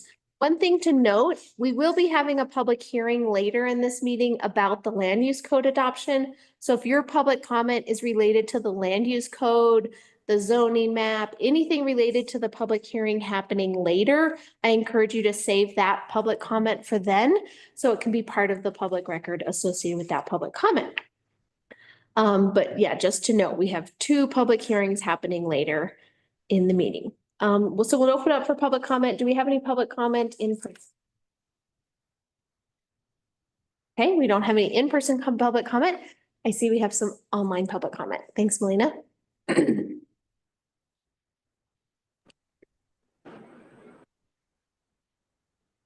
All right, we see you. If you could introduce yourself, you have 3 minutes. This is Melody. Can you hear me? We can. I'm doing this on my iPad, so it was really different. And by the way, I want to apologize for last meeting bringing up the funds for the water and sewer. I usually read these minutes on the iPad and it won't go to 400 pages, so I missed it. I'm sorry. One of the things that I do appreciate everything in the meeting you just had, by the way. I am going to be interested to see if you can pull any of it off. But one of the things I want to bring up is that I keep hearing comment here and there that has not been discussed in a meeting, at least a meeting I've attended. And I want to make sure that when you're throwing around the term home rule, you're not doing that as if we've already voted on it. Thank you. Thanks. All right, do we have other in-person public comment or on Zoom? If you're on Zoom, you can click the raise hand button and we'll promote you to panelist. All right, seeing none, we'll close public comment. We'll move on to agenda item 3. This is 3A, presentation of proclamations. We're going to hear from Jordan Marsh and Terrapin Electric Concepts on EV charging stations in Silverton. So we'll invite you guys to come and present. You can kind of keep your presentation around 20 minutes and then board. That'd be great. Okay. So yeah, thanks for having us here today. We're excited to be here to share some revenue-driven solutions for the community here in Silverton. I was here about a year ago working with the USDA on a grant-funded program for energy in rural communities. And I drove up in my Tesla and realized there were limited options for charging. And earlier in the drive, I'd heard a story on NPR about some funding that was given to a community in Utah, a small community of about 200 residents. But they gave this small community some funding, and they brought in an orchestra and taught the kids in the schools some stuff that was focused on music and arts. And I said, that's the best. How do we do that everywhere? So we'll fast forward to now. And we have a way to put in chargers here with a solar component. So we're not necessarily just buying the power at a retail rate and reselling it. So we're able to maximize revenue and then allocate a certain portion of that for the town. The purpose is really to help the town with the initiatives that you, the trustees, deem are priorities. And as we kind of look at the different sites available, we know there are a number on the EV charging plan as it exists right now. We had a couple of additional considerations based on some of the modeling and ideas that we're looking at. But if we kind of think about where all the charges we're going to put in bring revenue, but they also bring traffic and people are getting out of the car. So whether it's the visitor center, that was a primary consideration. I know it's, I think it was on the EV plan that I saw from Eco Action Partners. But we like the visitor center. Annecy Park was another great consideration there, with all of the commercial areas around. And then Kendall Mountain as well. One of the things I mentioned this, but where we can add the solar component, it means more revenue for the town. And so we can do that in a number of ways. There are different solutions, whether it's an awning over the charger that's part of the unit, or we put it on an adjacent building, or somewhere inconspicuous where it's not seen and noticeable. But the main thing here is want to drive year-round revenue, and support town in its efforts to kind of keep things going in the shoulder season and the off season. If you want to click through, it won't click through. It won't click. Okay. I think you guys have had a chance. Put in our packet. But the mission here is to let you know we're here with this opportunity to share our revenue. There's a slide on here that keep going. So these are some numbers that seem pretty far out there.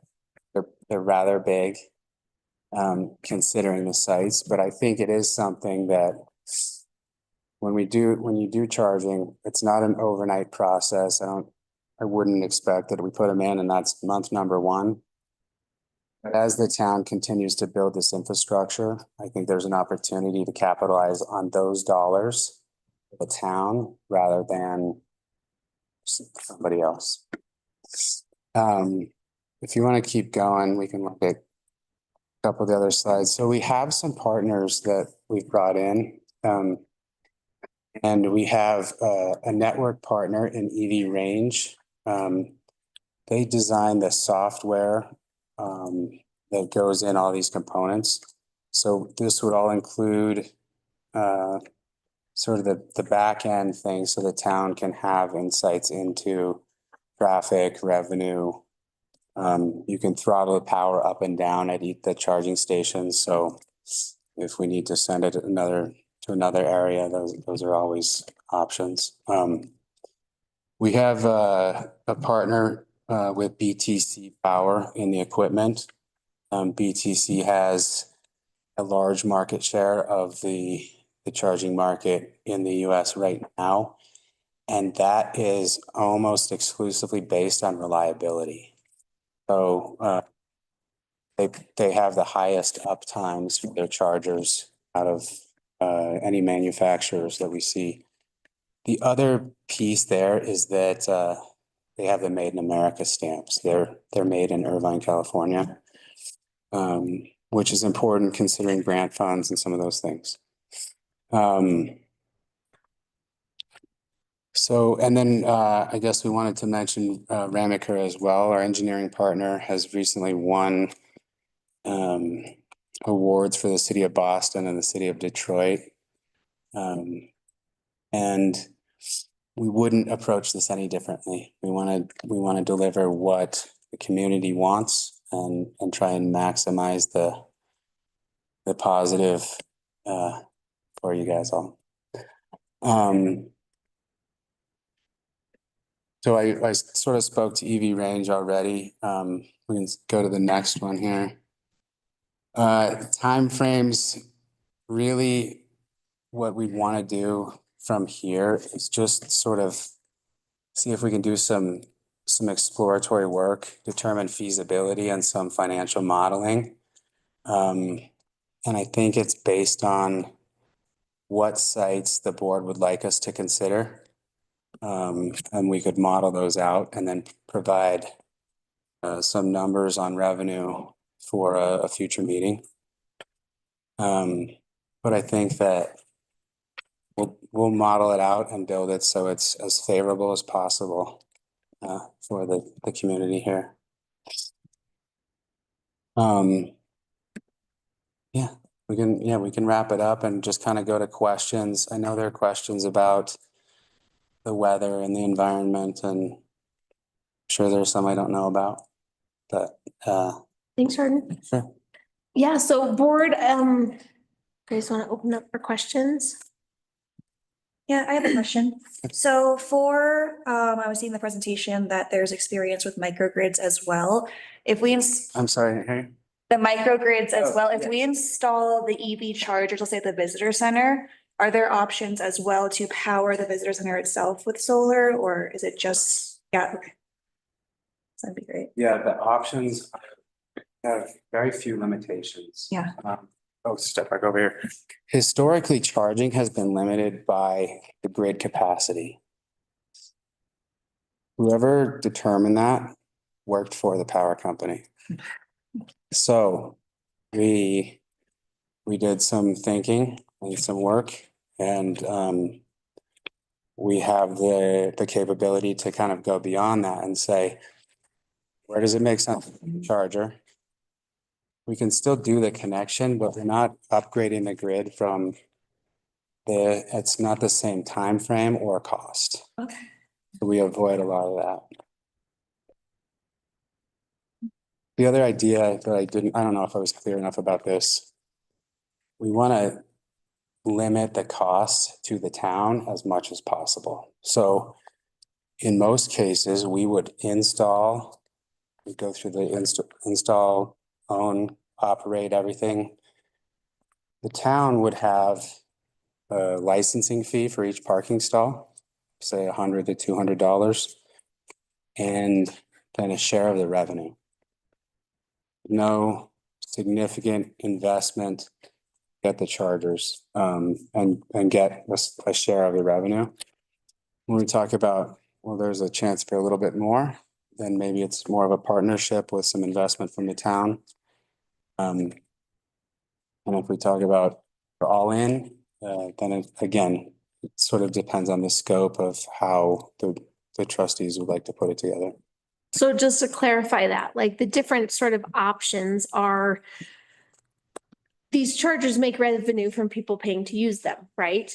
And so what the town has to bring to the table is the real estate, right? We hit on the streets. And then depending on what level of contribution we want to make to the upfront cost of installing the chargers and or the long-term cost of maintaining them, that changes the share of the revenue that the town would see.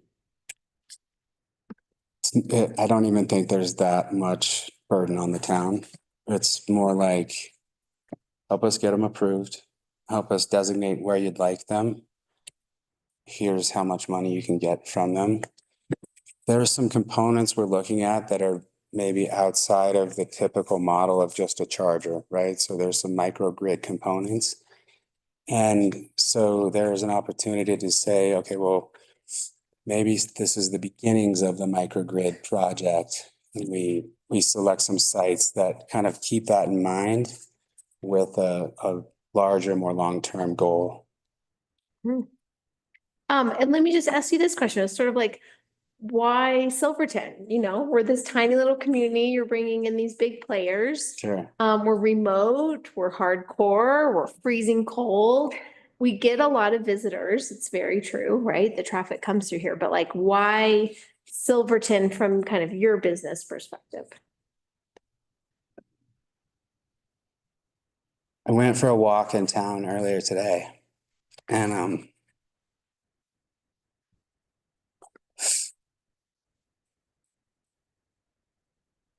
I don't know if I can tell this story, but I was walking around looking for some inspiration for what I would say tonight. And I ended up at Christ of the Mines. And the thing I noticed was the heart. It's a beautiful statue. And this is a beautiful town. And I met with Gloria a week ago. And I said I wanted to create a heart-centered economy somewhere. And it's here. And that's why. Thanks, Ron. Other questions from the board? I have a technical question, but it feels hard to go after that. So moving. Fire away, Lindsay. Okay. So these would plug into the grid then? Yeah, they're grid connected. A lot of times there's questions about upgrading the grid because you're backfeeding power, as well as in some circumstances, we may not backfeed.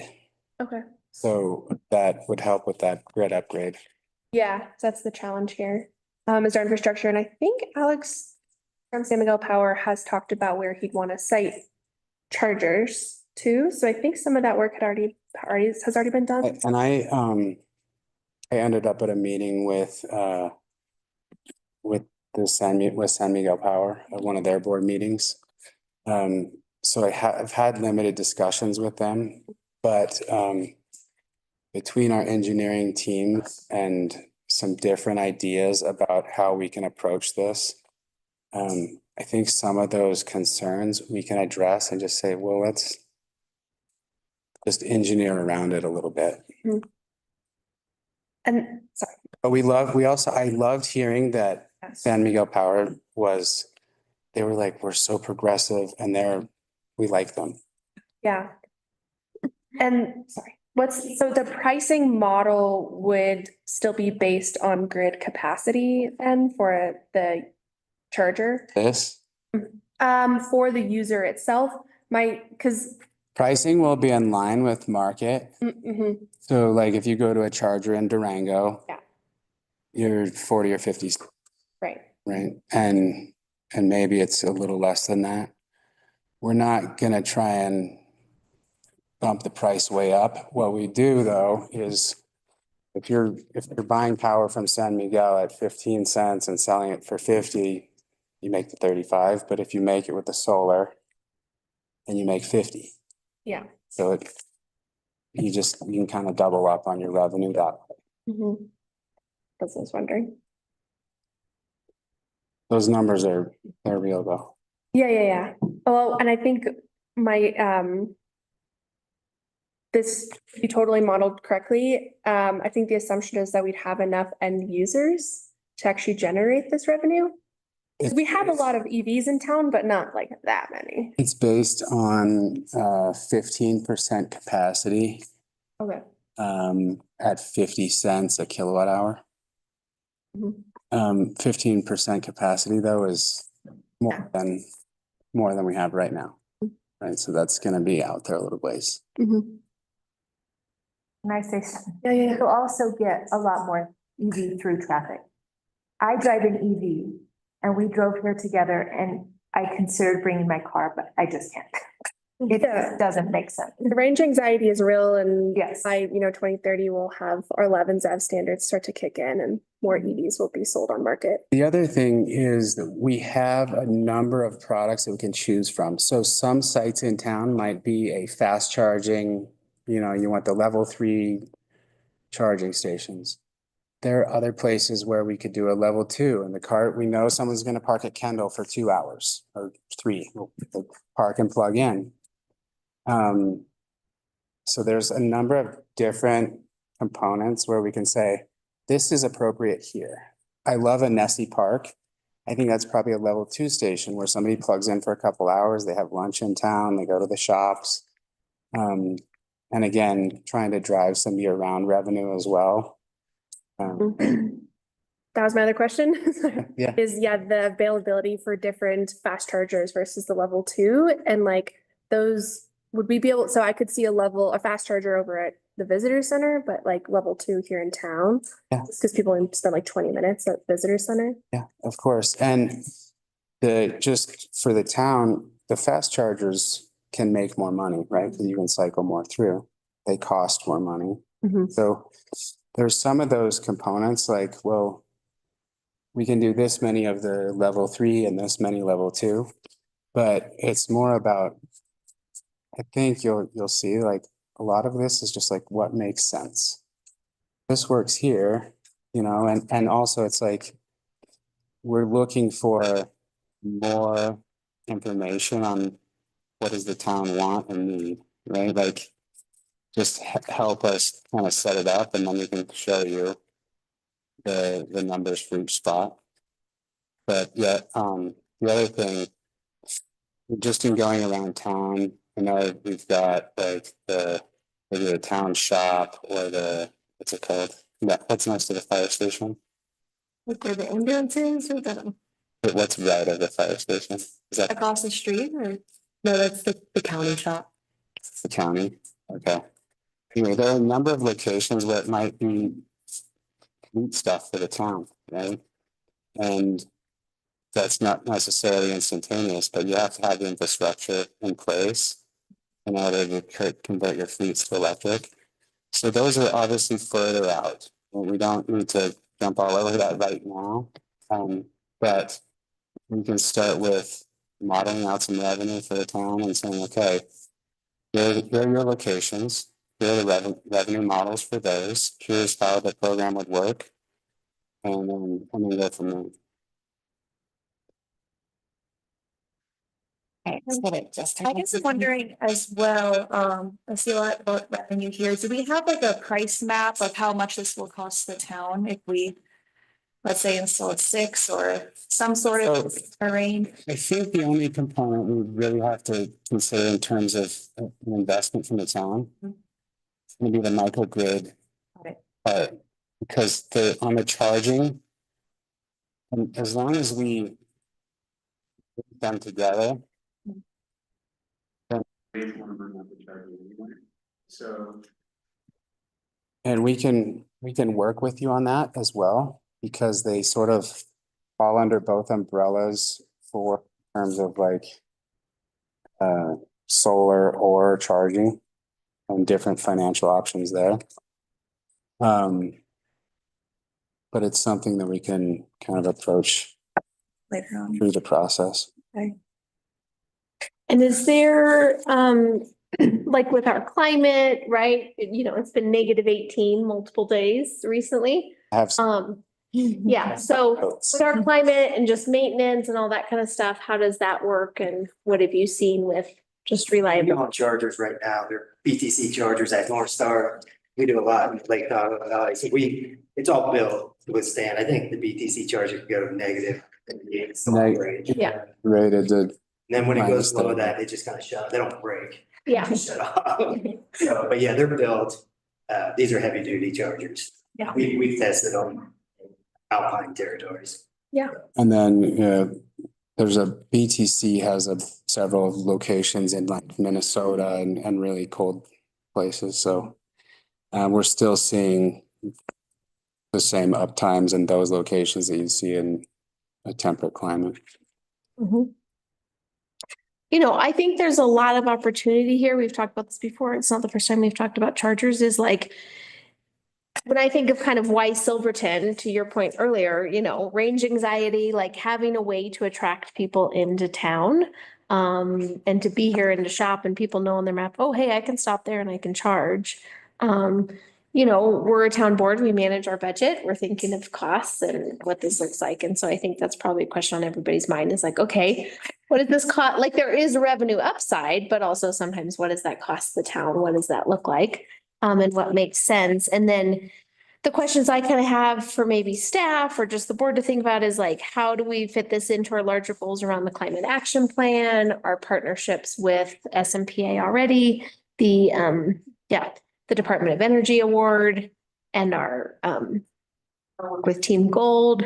So yeah, I mean, those probably aren't questions you can answer, Jordan, but I'm just kind of thinking from a staff and board perspective, how this all fits. And, you know, we've heard from other charging companies as well. And so it's sort of that balance around, some of the narrative is around, well, just give us the space and now you'll have charging there and people will shop at your restaurant. You're presenting much more of a revenue sharing model, which I don't really think we heard before. And so not what's the catch, but like, what are all the different pieces, right, that make sense for a small town like us for all of it? So we do both models. We do the one where we just come in and pay for a parking spot. Yeah. And then he was saying that you guys would be more revenue driven. Like we just did some municipal sites in Northern California. They didn't want anything. They just wanted the amenity. Yeah. So we just installed them on their, at our cost on their property. Yeah. But yeah, Jordan was thinking this town.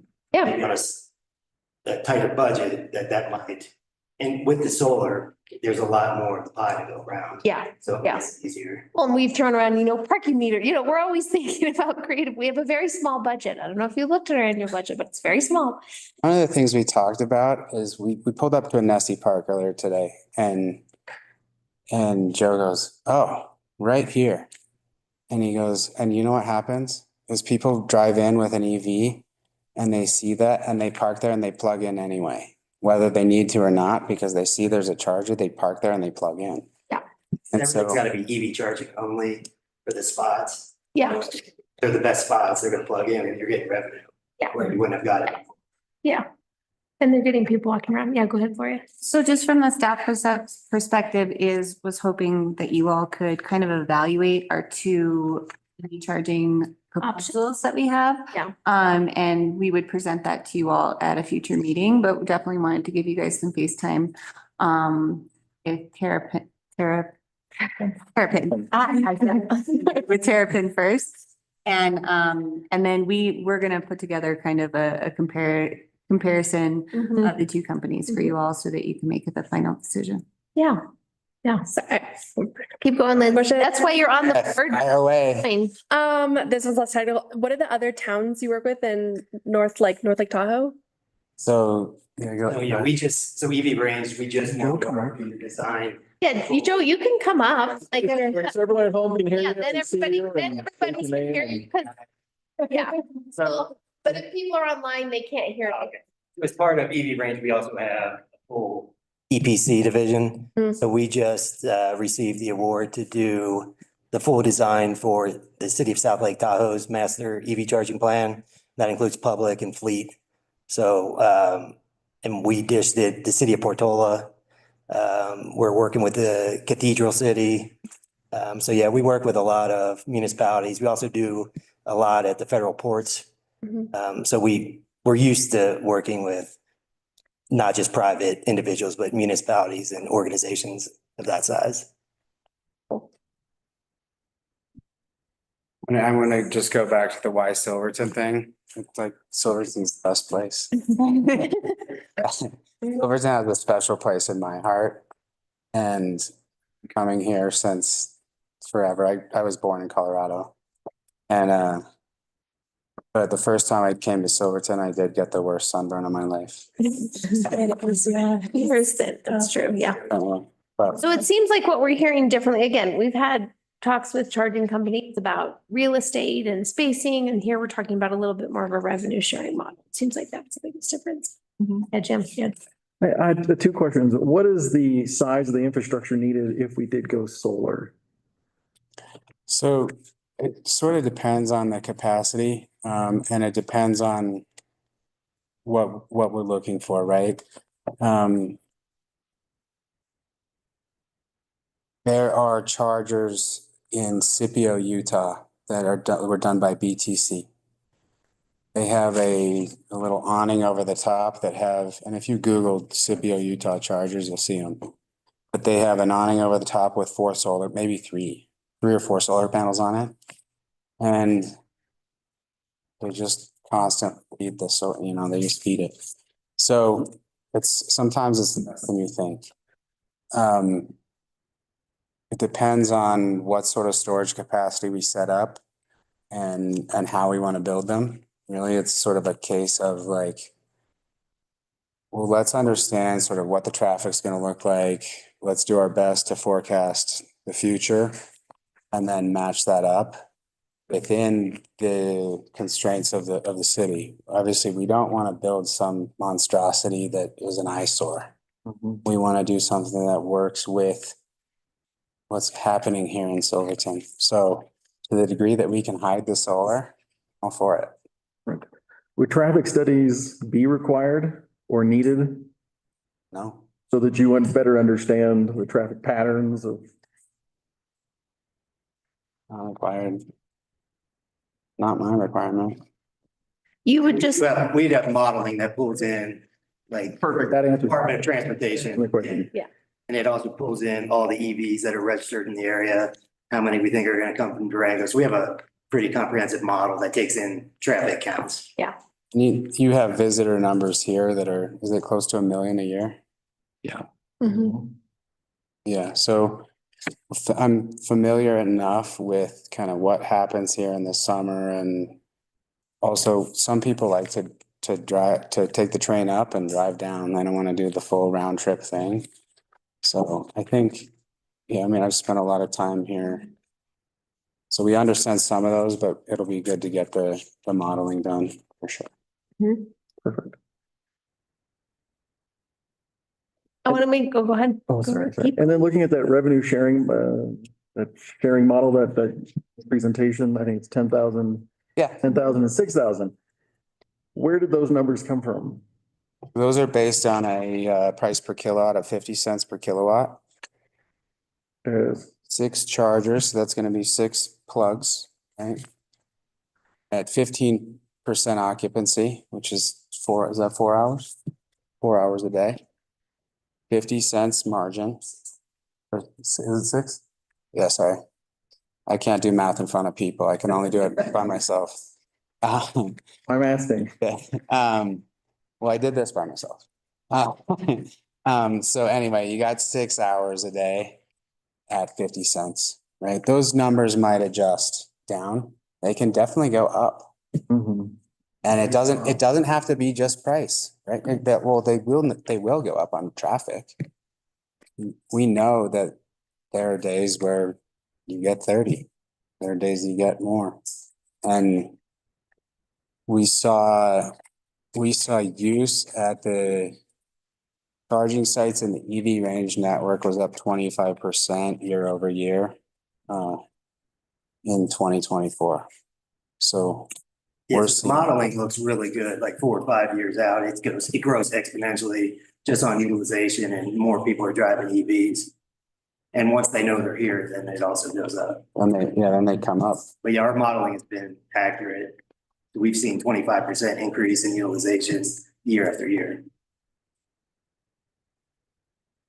Do you have a sense of what's happening in our surrounding region? Like, would we be early adopters for some of these small towns like Ridgeway, Ouray? I mean, Durango and Montrose are bigger, but do you have a sense of kind of the regional? Yeah, so I rented a Tesla from Turo out of Durango, and the guy delivered it to me. And he was saying, yeah, Tesla was supposed to build some superchargers down here 3 years ago, and they never did. He's like, we don't have any infrastructure. We have some level 2s. You'll be ahead of Durango, which I would think they would have had it. I was very surprised by their lack of infrastructure. So yeah, I think you would be certainly early adopters. I don't know about some of the other smaller towns.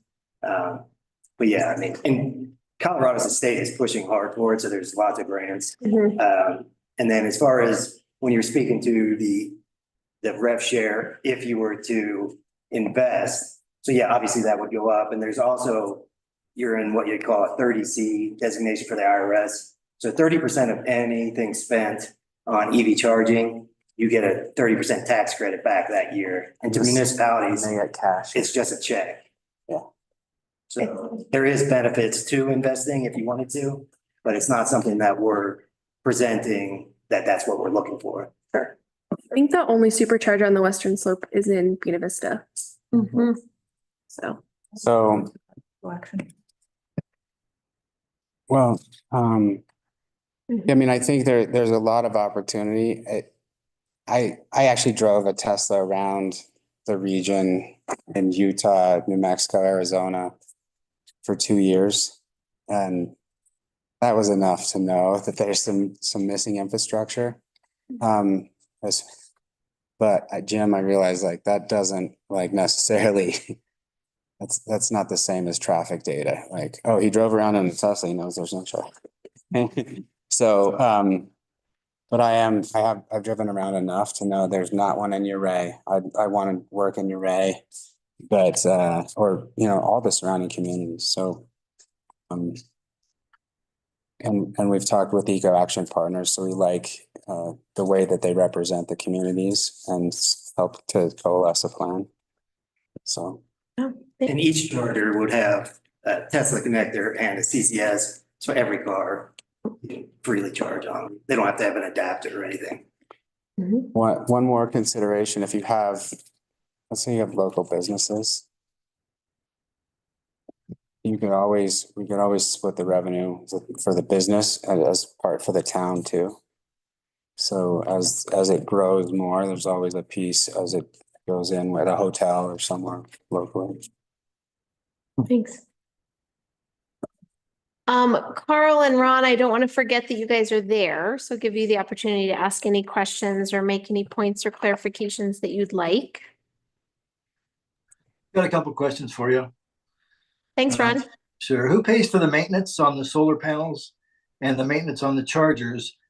And where do these people come from to repair these?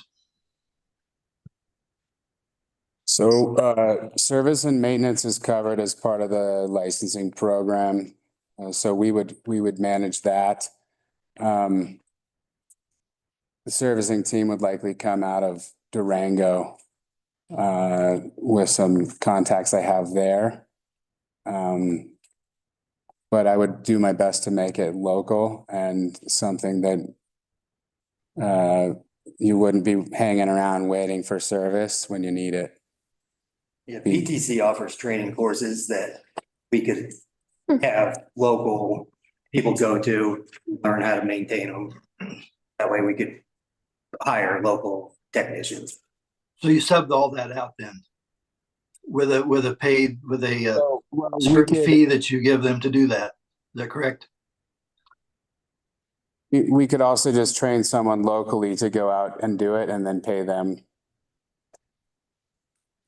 But yeah, all the maintenance is on us. All right, thank you. Ron, did you have any more? Nope, that's it. Okay. Yeah, no questions from me. Thanks for the presentation, and I'm looking forward to seeing that comparison between the proposals. Thanks, Carl. So question for staff, and I guess moving forward, it seems like competition is great. Yay, America.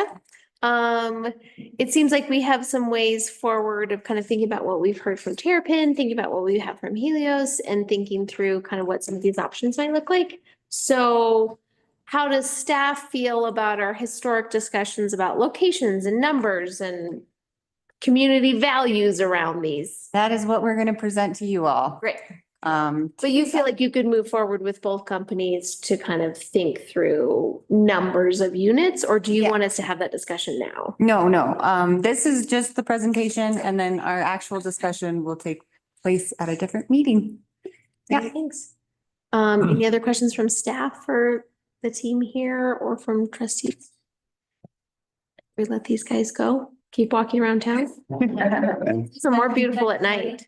Oh, I got the most amazing picture of this. You guys have seen them, but Thank you. thank you so much. Thanks for coming. Yeah, Thanks for thank you. coming. Enjoy the town. Yes. What's open on a Monday night? I don't know. I mean, this is the time you really get to see true Silverton. Thanks, guys. Have fun. Thank you. All right. For organizing that.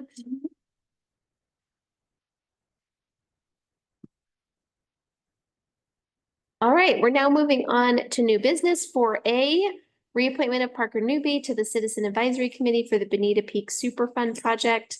I'll kick it over to staff and Parker is here with us. Thank you for joining us. Sure, yeah. Come on up. Come on up and plead your case. I don't know, like you've done this for so long, so. Right. I appreciate the reminder emails to reappoint you. Yeah, well, thanks. Thanks, everybody. Like, was just mentioned, I am Parker Newby. I'm the person that's been sending you those emails about every month with kind of an update on what's going on within the Bonita Peak Mining District Superfund site. I have been on as the Town of Silverton appointee since the CAG was formed in 2019. And just kind of for some background information, I thought I'd just share some of the information behind the CAG. When we were formed in 2019, it is a recognized body of locals that by the EPA. We do have the ability to communicate directly with the EPA. They do talk to us directly, and that's the information that I send out as well. Sometimes you may get that through other channels also. There's 15 members. 4 of those members are appointed by municipalities. There's the Town of Silverton, County of San Juan, Town of Durango, and La Plata County. And then aside from that, there's community members within Silverton and within the Animas watershed going all the way down to Durango and basically to the border of Colorado. We do have one member who is in Farmington, and he's been on the CAG for about a year and a half now. So we've expanded just a little bit there. And then we maintain that website that I think I attached to some of the emails that I send, that you can go and you can get all the information, all the presentations, as well as a lot of the presentations that the EPA gives us. And then we basically have our meetings about every other month, especially during the winter. In the summertime, there's a few more meetings just because that's the activity season. So we'll get a lot more information that we turn around and try to share with everybody. So hopefully I will be able to continue sharing that information with you folks. And like I always say, please feel free to let me know if you have any questions, if you want any more information, if something seems a little weird out there or just anything. I'd be more than happy to answer questions and talk to you about it. So that's kind of sort of an overview of the Citizens Advisory Group. So I'll be happy to take any questions. Thanks, Parker. I just wanted to extend my sincere thanks for volunteering, for being on this and being committed for the years that you have. Like having something like the CAG, I think is so important. It means we have community invested eyes and ears on the ground. And I think for a project like what's been going on and working with our EPA partners and all the people that have been involved over the years, we really owe you a huge debt of gratitude because it's sometimes thankless and you wonder if anybody's reading my emails, sending it out, like just no, but knowing that there's community members that are dedicated, that are within this community, that are paying attention is huge. I mean, you see our board, you see the packets, right? Like there's only so much that this board is always able to dive into the details. And I think we do a pretty good job, but having entities like the CAG, individuals like yourself that can be those representatives is just huge. So Thanks. Really appreciate your willingness to keep at it. Thank you. I appreciate that. And thank you for all your hard work, everybody. It's great to be appointed by you. So other questions, thoughts, comments, Parker? No, thank you for the dedication. Sure. Absolutely. All right. Well, thank you again. Make a motion or? Yes. Yes. Yeah. Okay. I'll make a motion to retain Parker Newby as the Bonita Peak Mining District Community Advisory Board Representative for the town of Silverton. Second. Thank you. Roll call, please. Trustee Albertson? Yes. Trustee Whitfield? Yes. Trustee Schnicker? Yes. Trustee Gardner? Yes. Trustee George? Yes. Member Tim Harper? Yes. Mayor Krieger? Yes. Thank you. Thanks, Parker. Thanks. You're welcome to stay. You're welcome to leave. The fun is just beginning. Tap overruns. All right, we're moving on to agenda item 4B, resolution 2025-02, a resolution of the town of Silverton amending the tap fee cost overrun policy. And I think, John, you're going to take it away. I will. Good evening. I hope this is just another bit of housekeeping. We've had a couple of inquiries this fall about some folks that wanted to put some taps in on Green Street. Putting a tap in on Green Street would require a utility cut, which essentially we would have to cut up the asphalt and cut into the sidewalk in order to dig down to the main and install the service line. And that is way above and beyond what our tap fees currently account for as far as what our costs would be to install those taps. So we put this in 2022, we put this tap fee cost overrun policy in place. Specifically, it started in Anvil, where we have a lot of bedrock there. And also blasting and breaking bedrock is not accounted for in our tap fees. So it didn't seem fair to staff for the taxpayers to bear the burden on those individuals that had tough taps or taps that were very expensive compared to what our tap fees allow for currently. So we wanted to add these three items to the overrun policy, one of which is the utility cuts, which I described. Another is fire sprinkler taps, which we've had a couple since I've been here. And they are very expensive as well. Those property owners did not expect to pay that, but our attorney advised me that we should include this in the tap overrun policy. And also there's typically going to be some construction management if you need to blast rock or hire an asphalt contractor, et cetera. So that's what this is all about. Let me know if you have any questions. Thanks, John. Questions from the board, comments?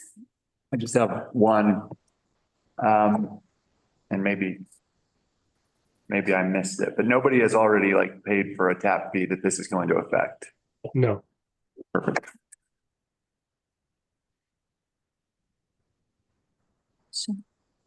And John? I'll make another note really quick that we also have that people that are getting taps.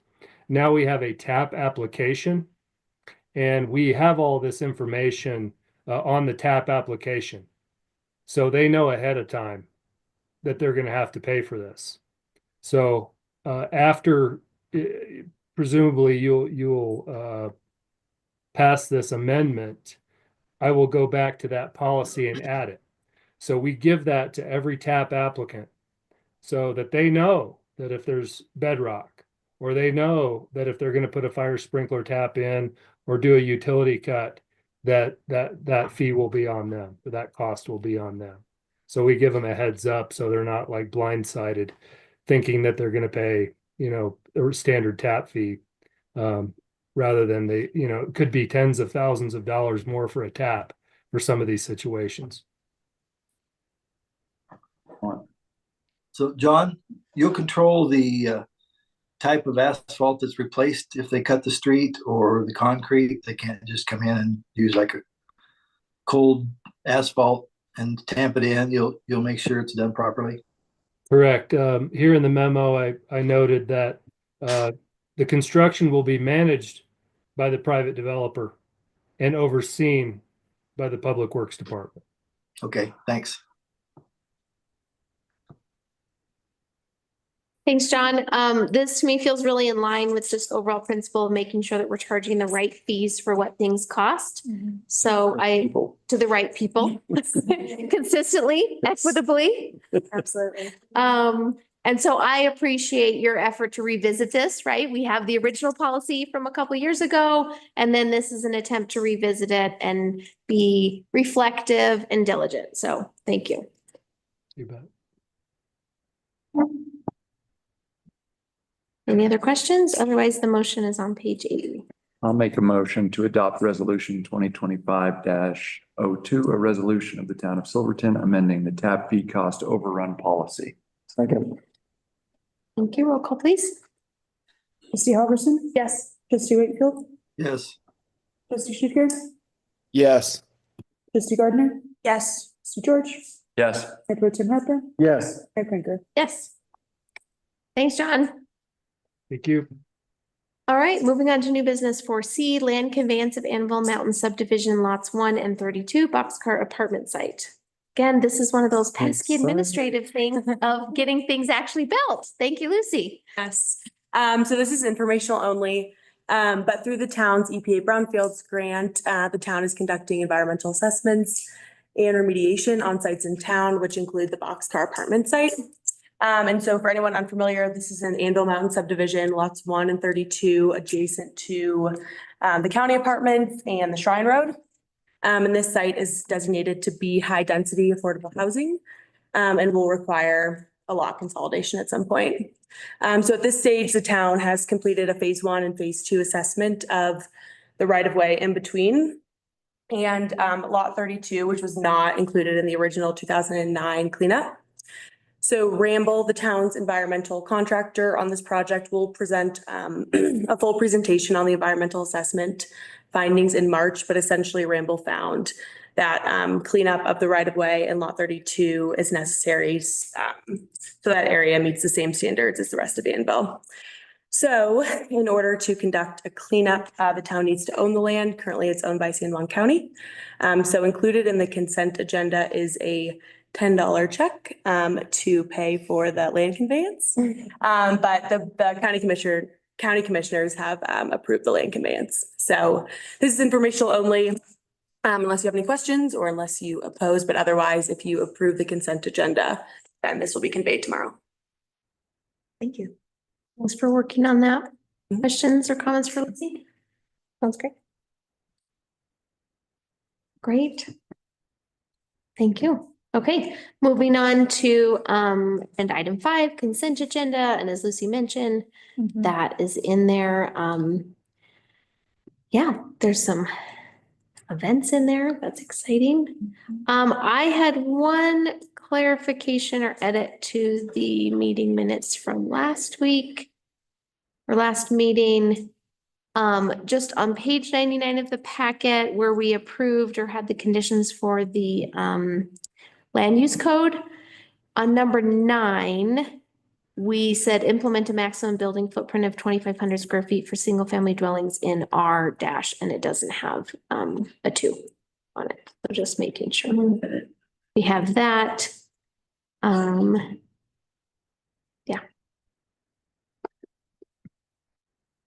And then so when you make your motion for the consent agenda, you can say with administrative edits, and we've noted those edits. We also have a resolution number administrative edit in there, and the December sales tax are in too, so. Any questions on the consent agenda? Good catch.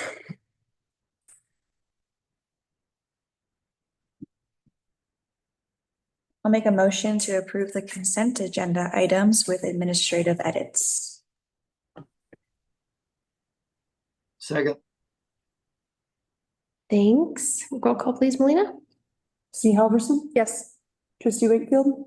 Yes. Trustee Schicker? Yes. Trustee Gardner? Yes. George?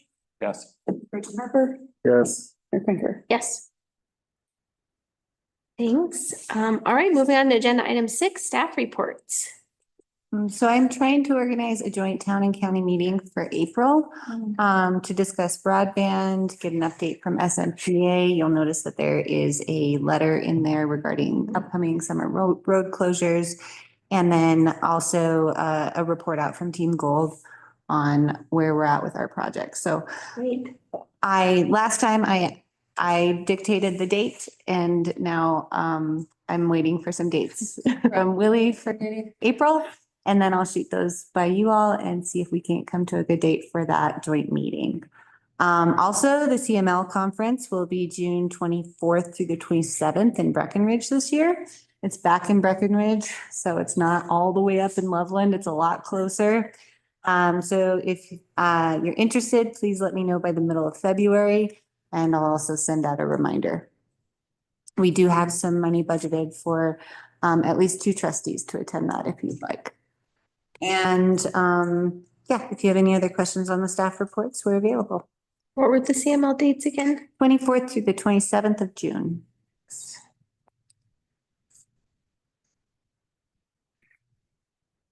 There's a lot going on as usual. February is so busy with events. It's amazing. It's the July of the winter. Yeah. Any questions on the staff reports or comments? Way to go, staff. Happy 2025.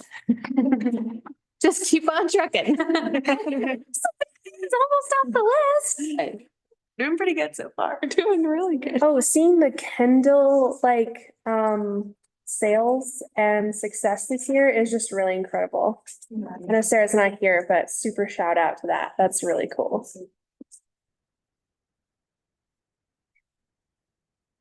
And Tyler, your team has not showed up there yet.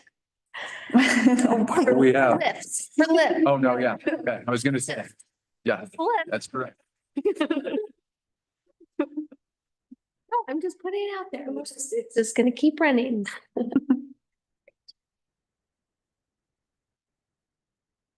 Okay, no questions? Moving on? Okay. Sorry, I have to keep going back to my agenda. All right, moving on to committee and board reports. And as noted at the beginning, there were a whole variety of committees. Lori, do you just want to give us one to start with? Yeah, I missed all of them this time. So we've got the P&O committee. Okay. So we had a P&O committee the other week. The first thing we discussed was the employee handbook. There were some edits that were proposed. Most were passed. There was one that was not passed yet. We're asking staff to go back and get some more information on. And that one is that the edit proposed was that the town would pay 100% of health insurance benefits for an employee's dependent or spouse after they've worked for 5 years. And of course, health insurance is very important and vital to staff in the community. It is a big budget impact. So we're asking them to get some other percentages and numbers. So it's not 100%, but maybe 50 and just some other numbers to compare it to before approving that. And then we also talked about the Senate Bill 24-131, firearms in governmental owned buildings such as the trustee chambers. We all decided to opt out of this legislation a few months ago due to capacity that we would need a security guard at all times at town hall as well as our trustee meetings.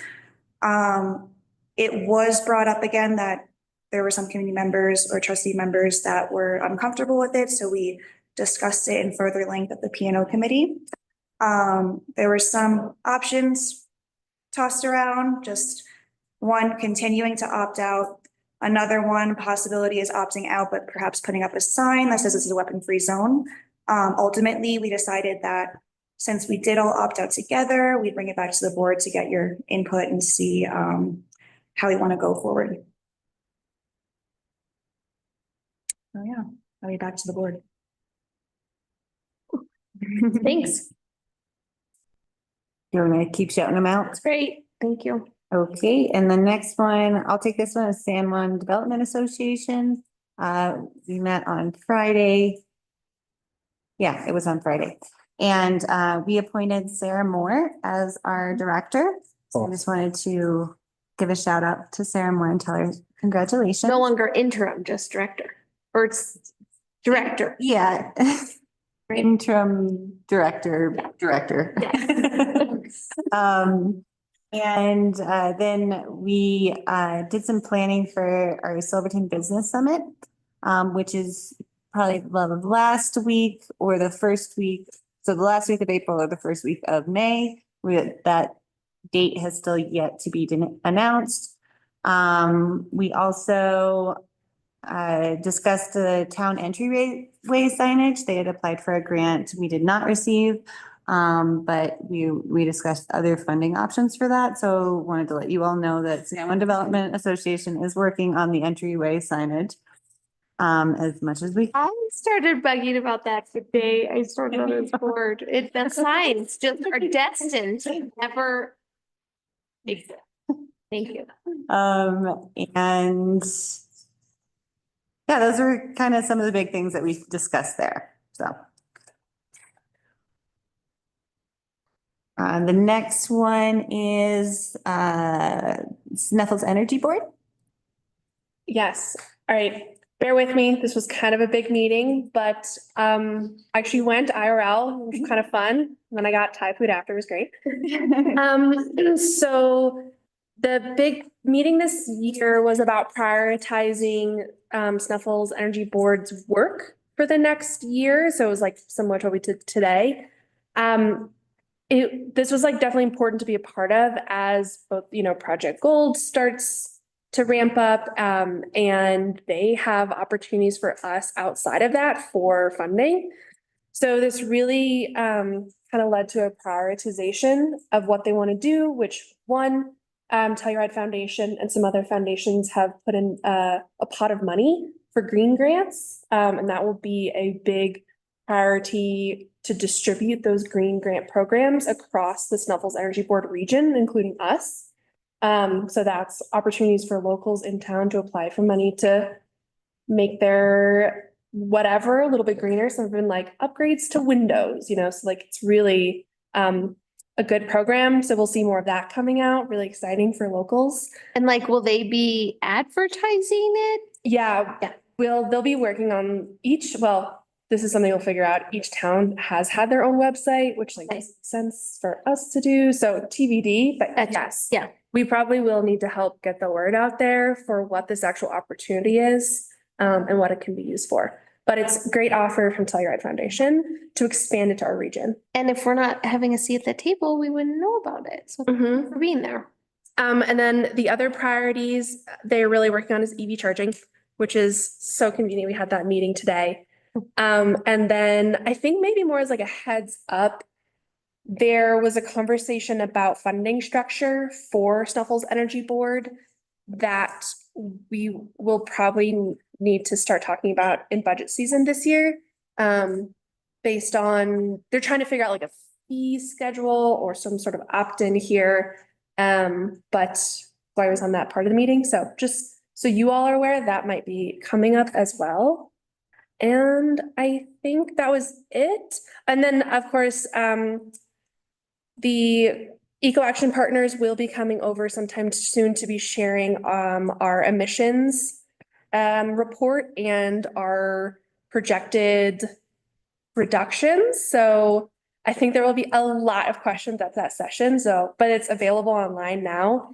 Last question I had for you all was they offered to send update emails to everyone on this board of what happens in those meetings. Do you want those? I would love them. Okay, I assume people did because, okay, I said yes for you. So I'm glad I did that. There's one more component to that. So that Lindsay serves on the Snuffles Energy Board, which is part of the Eco Action kind of team. And she's got a lot of experience in the environmental world, honestly, sustainability, environmental. So I wanted to invite her onto our Team Gold, if you all are okay with that.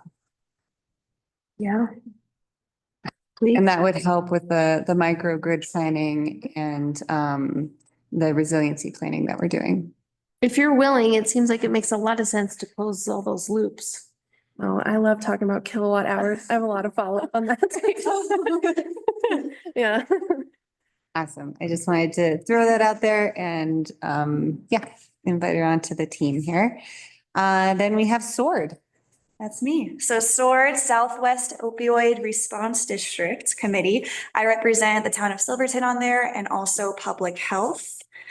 We had a retreat last week. I can only go to half of it, but we discussed funding opportunities, we discussed priorities and different avenues for treatment and recovery, as well as the transportation aspects from getting people who need treatment in Silverton to other areas such as Grand Junction. So it was great just getting to learn and know everyone around Region 9 working on this. And again, so San Juan County Public Health through SWORD, we did get about $40,000 in funding to provide treatment, stipends for transportation, childcare during this time, food, rent for people who do need to seek treatment. So if anyone has any other questions with that, just call Public Health at 970-387-0242. That's all. Thanks, Amy. Yeah. All right, what's next, Gloria? Oh, and then, Sorry. Chamber of Commerce. Oh, I do all the talking. Let me see. All right, let's see if I have an update. I think something that's good to put on the radar for this board is kind of the change in the landscape around marketing spending in the region. So there's been a couple voter ballot measures, right, with kind of reallocating marketing money, and some of that stuff can be really great, right? It addresses certain community needs for sure. We've seen that even in our own community about reallocation of some of the tourism funds to affordable housing or childcare. But I think what was interesting from a chamber perspective is just kind of talking about how this might play out in Durango. It's happened in Telluride where they've decreased quite a bit of their like marketing of the region or the destination, and seeing some decrease in tourism. You know, again, what can you attribute to what? It's not always clear, but just kind of paying attention to this change in landscape around how do we market to visitors? What is that budget? We've often piggybacked on Durango's marketing, right? Kind of from a regional approach. So just kind of paying attention to that. There's no real board action. There's not really something coming from the chamber regarding that, but just kind of paying attention to what does that mean for tourists in our area if spending on marketing is going down. So that was kind of interesting. And actually, Dan shared a statistic that in Durango, 70% of their marketing money was now going to housing and childcare. So they're like Visit Silverton and Chamber of Commerce was really restructured and saw a huge decrease in their budget. So it'll just kind of be interesting to pay attention to, does that have an impact on us as well in terms of visitors and business? What else? Dan's been getting a good bit of technical assistance and support for the chamber to kind of think through marketing messages, and we're calling it kind of the Do Silverton Right campaign. So that's happening over the next couple of months. We're working with a consultant just to kind of have some Silverton specific messaging around like how do we help educate our visitors, help support our residents, and just managing the number of visitors that we have and help everybody behave well. So there'll be kind of some more Silverton specific marketing materials, stickers, flyers, posters, that kind of stuff. And that can help support everything from like some of the human wildlife interaction conversations we were having to just like, where do you throw your trash and how do you behave in the backcountry and all that. And this board is apprised of kind of the visitor center, right? They're adapting their schedule based on a new budget. And the main change structurally was that we elected Holly Huebner as the president and Cliff Pinto as the vice president and Kelly Freeze as the secretary. So that is a change.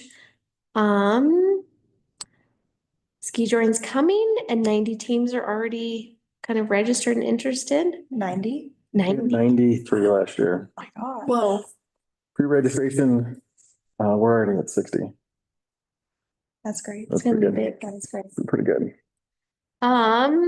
let's see, I always try to share an update with that group, just kind of, just the facts, right? What's going on with rates, what's going on with housing, and just use that group as kind of key engaged community members to know what's happening around town and town stuff.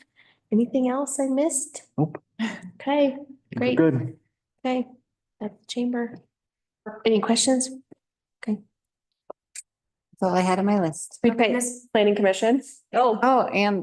The plan commission too, yeah. Which it's really short. Yeah. All I wanted to say is that we reappointed Melissa Childs to the board. And there's only one person applying. It's fine. And then Holly, they might open up Coffee Bear up by the mountain. Coffee cup. Yes. I'm just very excited. It's a great idea. Which is the best name ever. Yep, great. Quick update just from, I had a Wildlife Coalition meeting, and so kind of where that group is going, it'll come a little bit more formally before the board, but I think kind of coalescing around 3 sort of topic areas that I just want to put on your guys' radar. One is just education. So that goes into kind of the visitor education piece, right? Educating new seasonal staff that work at restaurants of just how to manage trash, how to manage all this stuff. Another piece was policy.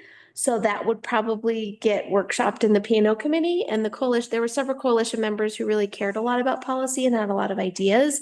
And so kind of thinking about wildlife specific policy in our code. I mean, we have stuff around refuse management in the new land use code and in our muni code, but not specifically around like harming wildlife, feeding wildlife, that kind of stuff. So I would see a recommendation coming from that coalition to kind of work through a policy with the P&O committee.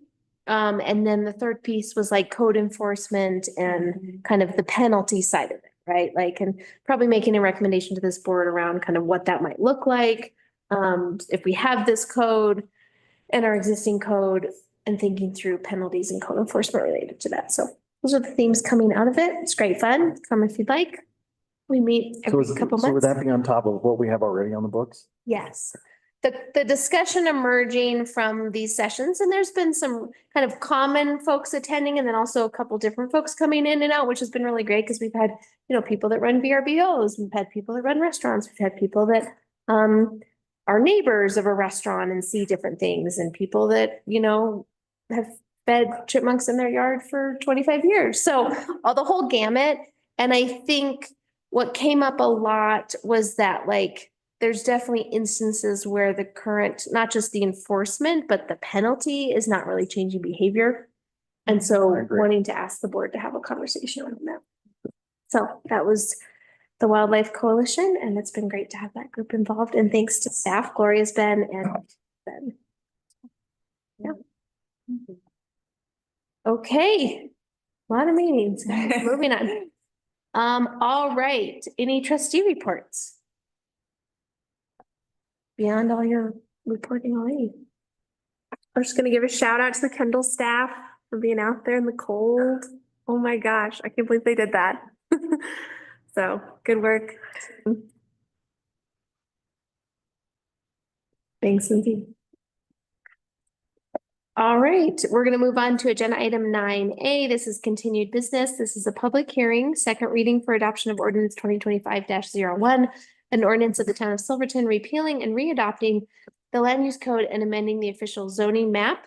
Again, this is the second reading. This is a public hearing. So we'll start this public hearing with staff introduction, and then we will move on to public comment. And then we will have trustee discussion, question, deliberation. Can you promote Gabby, please? Thanks. And we're just taking a few minutes to get Clarion promoted. And again, for any public listening, this is a second hearing. So we did have a first reading of this at the meeting on January 13th. Great. Thank you, Dana. Yes, so at the last meeting, you all voted unanimously to approve ordinance 2025-01 with 9 conditions, which are listed in your packet. And based on the previous meeting's consensus, staff doesn't have any new information to share, but we do have Gabby and Elizabeth on with us to have any discussion you guys would like or answer any questions. Yeah, Gabby and Elizabeth, do you guys have anything to add?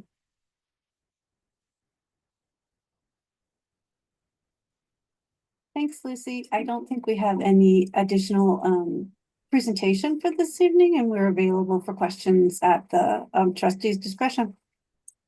Thanks, Elizabeth. Okay, thanks, staff. So we'll now open it up for public comment. If anybody in person has a public comment related to this public hearing on the second reading of the land use code, you're welcome to make your public comment now. You'll have 3 minutes. All right, we have no in-person public comment. Do we have any online public comment? Yes.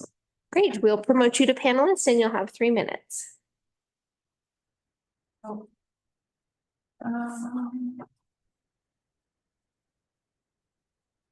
Thanks, Marina.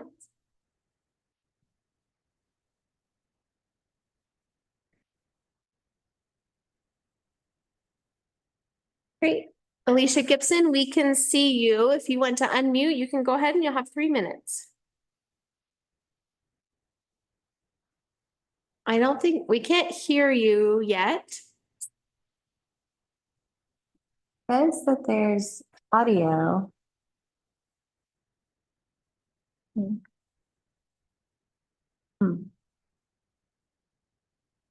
I want to note that Alicia did. Oh, I think we can hear you How about now. now? Okay, sorry. That's okay. I'm fighting a cold, so my voice is bad. Thank you so much for everything you guys have done for the new LUC. I know it's got a lot of work into it. I'm going to try and rush through this because I know I only have 3 minutes. I just wanted to ask to please reconsider removing the use subject to review option for block 33. Hi, Ron. It's been a while since I've come over and said hi to you, and hi, Tyler. Known you since from being on search and rescue, but I have the lots on the corner there, and I bought it in 2019, hoping to build a house, and COVID hit, and I decided to have a baby. Excuses. Point being, I know it's kind of last hurrah, but it would be really nice to still be able to build my residential house there. And I'm seeing that disappear with the new LUC once this goes into effect. So I appreciate your time. Thank you for opening up to comment. And I would just like you to consider that, since there are residential houses on that block already. And it would be really nice to still have an opportunity at the property that I purchased a few years ago to put my house on it. But thank you again, and I'll leave it at that. Thank you. Thank you.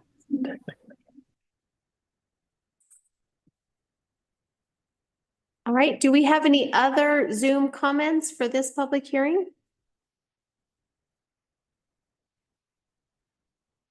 All right, I don't see any, so we'll close public comment and we'll move on to trustee discussion deliberations. It's now an opportunity for trustees to ask questions of staff.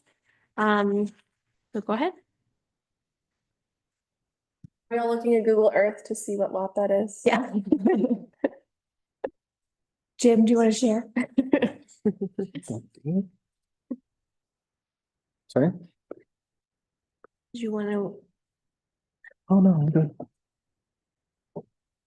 So I think probably a question for staff and Gabby and Elizabeth is, we have this new land use map. Obviously it does have effects on people depending on kind of what's happened on that block.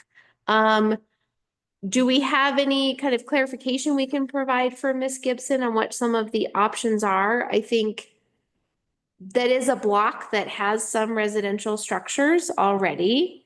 And I also understand we're trying to preserve certain areas to encourage them to be more commercial, or to preserve areas for certain commercial uses. So maybe we could talk through a little bit of the options and or intended, unintended consequences of what's presented. And I know, Lucy, the public comment came very late, so you know, have it. Yeah, no, I've been working with Alicia actually, so I know what area she is talking about. It's down by the train depot. Sorry. And it's across the street from the Sweat Equity houses and on the same block as Ron and Maria. And that was one area that we kept zoned as economic development, which is now called C2, due to its proximity to the train depot, And, we had had conversations throughout this process that we need a balance, and that was one area we did not change to residential. So that's clarification there. In terms of what uses are allowed, that's all listed in the use table. And there are a number of uses, but as we've discussed through, many of these community meetings, we have removed residential use as a primary use from the C2 zoning district. Well, and I think what we've seen historically as a challenge is when lot by lot and block by block, something gets approved as residential because we realize we need more housing, the applicant is in front of us, there's a good argument for that. Then we also start to see this friction in certain zones where we have tried to preserve and allocate economic development or commercial operations. And when those conflict with the residential uses, it creates conflict and community conflict. And so I know why we're intentional about this approach. And I can also respect that it's hard for an applicant or a landowner when they say, well, there's a house 2 doors down and now I can't build my house. And that's challenging and tricky. And so we're sort of being asked to weigh both of those things. And if we continue to go a route where we offer variances one by one, then we should have just zoned that residential. Right. And a use variance would not be permitted in this situation. Yeah. So, yeah. Gabby or Elizabeth, did you guys have more to add there in these kinds of instances? No, I think you've summarized the tension in this particular situation and probably a few other situations. Taking into account the master plan and the surrounding development and the choices that the town is making. It seems like going down the path you're going down is wow, it's late and I'm not coming up with words. It's consistent with the future that the town has identified for itself.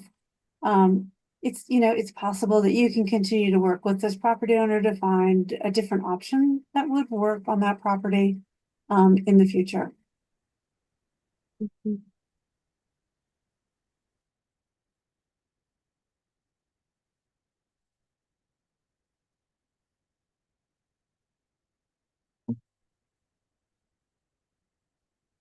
Other questions from board members about this instance in particular, or this public comment, or other things related to the land use code? No I'll make a comment on that. Yeah, go ahead. Was that me or somebody else? No, go ahead, Ron. Okay. Most of our meeting tonight has been talking about housing. We're trying to find more housing for more people. And now we have a lady that wants to build a home and we're turning her down. I think that's kind of against what we've been talking about all evening. And there's already residential homes on that block. I think we should look at allowing her to do that, which would go with our complete meeting on housing. Otherwise, looks to me like on one opinion, we say, oh, we need more housing. Then we turn around and say, oh, we don't want more housing. So I think we should look at this. So right now, passing the code, there's no way to make this a subject to review situation for residential. Not on like this case by case basis, but if you wanted to add a condition to amend the code, that's something that you can do. And those options, again, what we're really talking about here. So if we approve the code with the conditions we set forth at the first reading, that approves the zoning map. And within that zoning map, C2 it has no leeway for a use that is primarily residential. Like it's not a permitted use. Not through the Board of Adjustments, not through a variance. It's not a permitted use, correct? Right. There is, live work is an exception, or live work is an allowable use, but that's not residential as a primary use. Right. Residential as a primary use is not an option. So the options for us are to have a condition that amends the zoning map. Is that even an option because we published it in a certain way as what it is? That even an option? So you are asking if we could rezone this block? Through this process. I'm trying to figure out what the board's options are if they wanted some different tools. I don't see a reason why you wouldn't be able to add a condition to amend the zoning map. But I guess we would have to get clarification from Clayton on that. And specify what it is. Another option would be to amend the code text to allow for a special use permit or another mechanism. Still keep the zoning C2, but make a condition that allows for a special use permit. And those are two different things. That's why we went this other route, is because in our new zoning map, there's 10 blocks that we've reallocated to from ED to residential.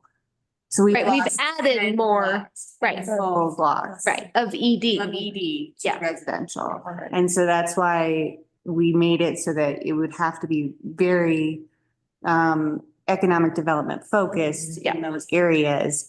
Because we have lost so much commercial. Right. I think that's the challenge of what we're dealing with here is that there are always going to be pros and cons, and there are people that this is going to affect what this looks like. And the town, we as a board are having to balance all of these components. And I think, Ron, I think you raise a really good point. And I also think from the staff perspective, I mean, I know Gloria and Lucy walked the whole town and thought very diligently about like, where does this boundary lie? What does this look like?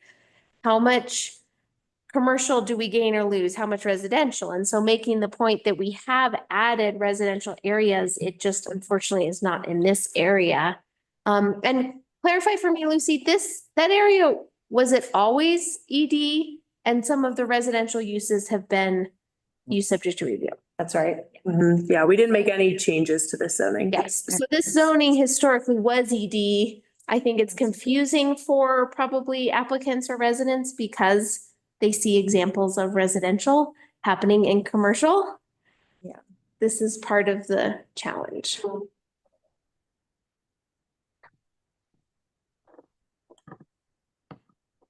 So we've heard an argument from Ron about housing. We've heard staff's perspective on kind of why they've come to the conclusion that they've come. I think, let me just start this by saying, is there any board desire to revisit any of the conditions from the last meeting? Besides this topic we're talking about right now. No, not. None of the other conditions. None of the other conditions. No. So on this issue, we've heard the public comment from Alicia. We have heard from staff. Again, we have an option. It seems like our most effective option is to, if we wanted to make any sort of change, is to add a condition under C2 that you can have use subject to review. I would just remind the board that continues to get us in the same situation. Which may be worthwhile. It does open the door for other people who were zoned differently than they were to fight for a use subject to review as well. And I can see I can get down a rabbit hole with that. At some point, then you lose the intention of the code. And the point of kind of expediency of permitting itself. Yeah. Like if everything has to come before use subject to review, just adds staff time and capacity and our meeting time.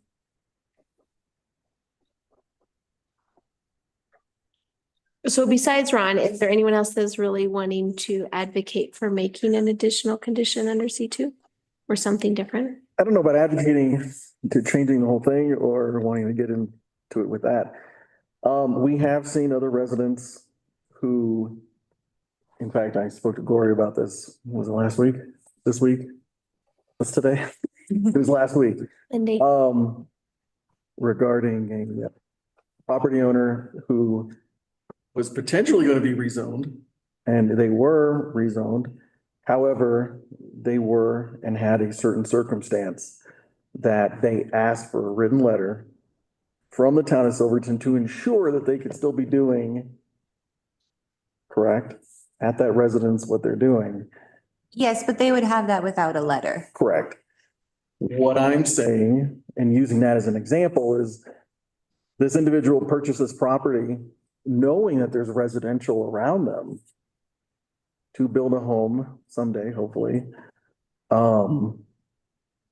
There's existing residential units next to them, across the street from them, and technically on the other side of the street, Bill Jones.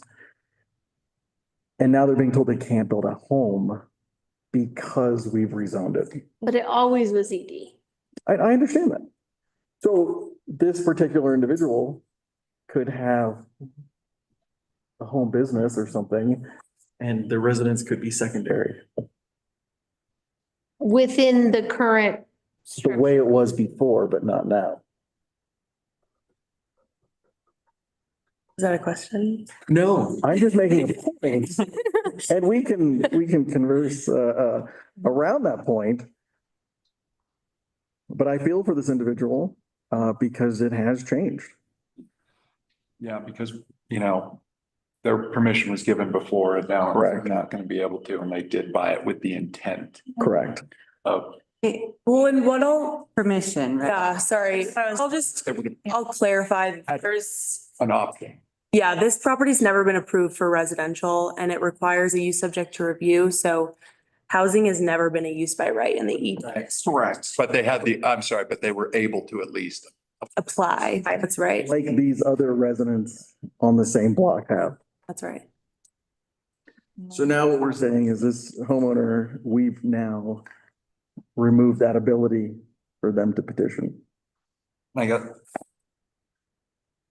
No, maybe. I'm going to rethink about that thought. I was before I think that is a very valid argument. I'm still also just stuck with the intention of the code and the zoning. And if we, it's a slippery slope, because if we continue to go down a route where we continue to say this area is commercial, was commercial, and we've made a whole variety of exceptions, at what point are we not protecting a certain commercial area in our town too?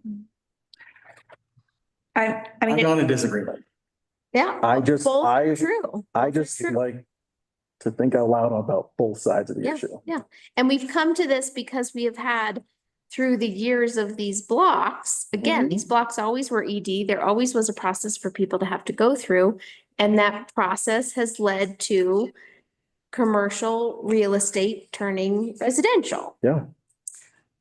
I mean, could there be something in there where we can do a use subject to review for that zoning if there is already a landowner with that, if they already bought the land, or? Almost all this land is already purchased. No. It's already privately owned. When did Alicia first come to you about this? Ooh, maybe, I think it was after the first reading. Okay. Oh, okay. I can't remember exactly. Gabby and Elizabeth, I know you said your piece about what we originally said. I think you've obviously worked in other communities. You see instances of kind of spot zoning. You see how this plays out. Just, do you have any kind of outside perspective to help us? Obviously, it's really challenging when a private property owner has a parcel that they intend to use in a certain way. And then that's not quite the option available anymore. And we're balancing the intention of this area. So from your professional experience and working in other communities, do you have any expertise or guidance to add or that you would like to share? Not to put you on the spot or anything, but. No, that's okay. No, I think this is it's a challenging conversation in any community. It's made that much more challenging in Silverton where everyone knows everyone.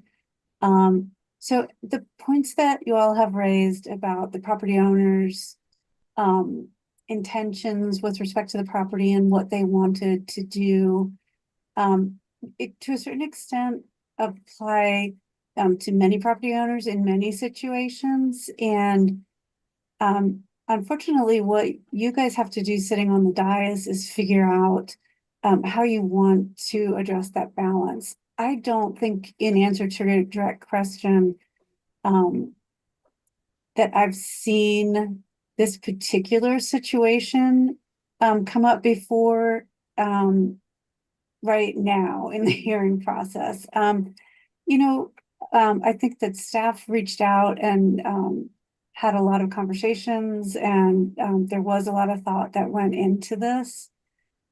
What I would suggest is the same thing that we do suggest often. If it is your preference to adopt the code and, sit with it for a few months, it is always amendable on the other end. So, if this property owner isn't at the pulling permit stage, you can go 6 months or a year and think about what your choices might be in this situation and or the bigger picture of getting the additional commercial development that the town wants to see. Thanks, Elizabeth. That's really helpful. I think something I heard in the planning commission, Austin brought this up, is like, we kind of have these two priorities when we're thinking about development in the town, and it's not without needing to think about the county as well. So when we were originally thinking about town zoning and what's allowed in town, is kind of this idea that we need space for everything. And by everything, I don't mean like we need a gravel pit in town, but like we need space where a variety of uses can happen. And I think that's really what we got to here. This was a property that was always ED. This was an area that was always ED that we gradually saw turning residential for a lot of good reasons, right? We need residences. We see this happening on our very own Blair Street, right? Which is one of our very commercial blocks that fewer businesses are operating and more of those units are residential. And that's just happening by nature with the market. But I wonder, to Elizabeth's point about kind of moving forward and then revisiting. And I'm also curious about kind of thinking about revisiting this topic in the context of conversations with the county around like, what are they thinking more broadly throughout the county?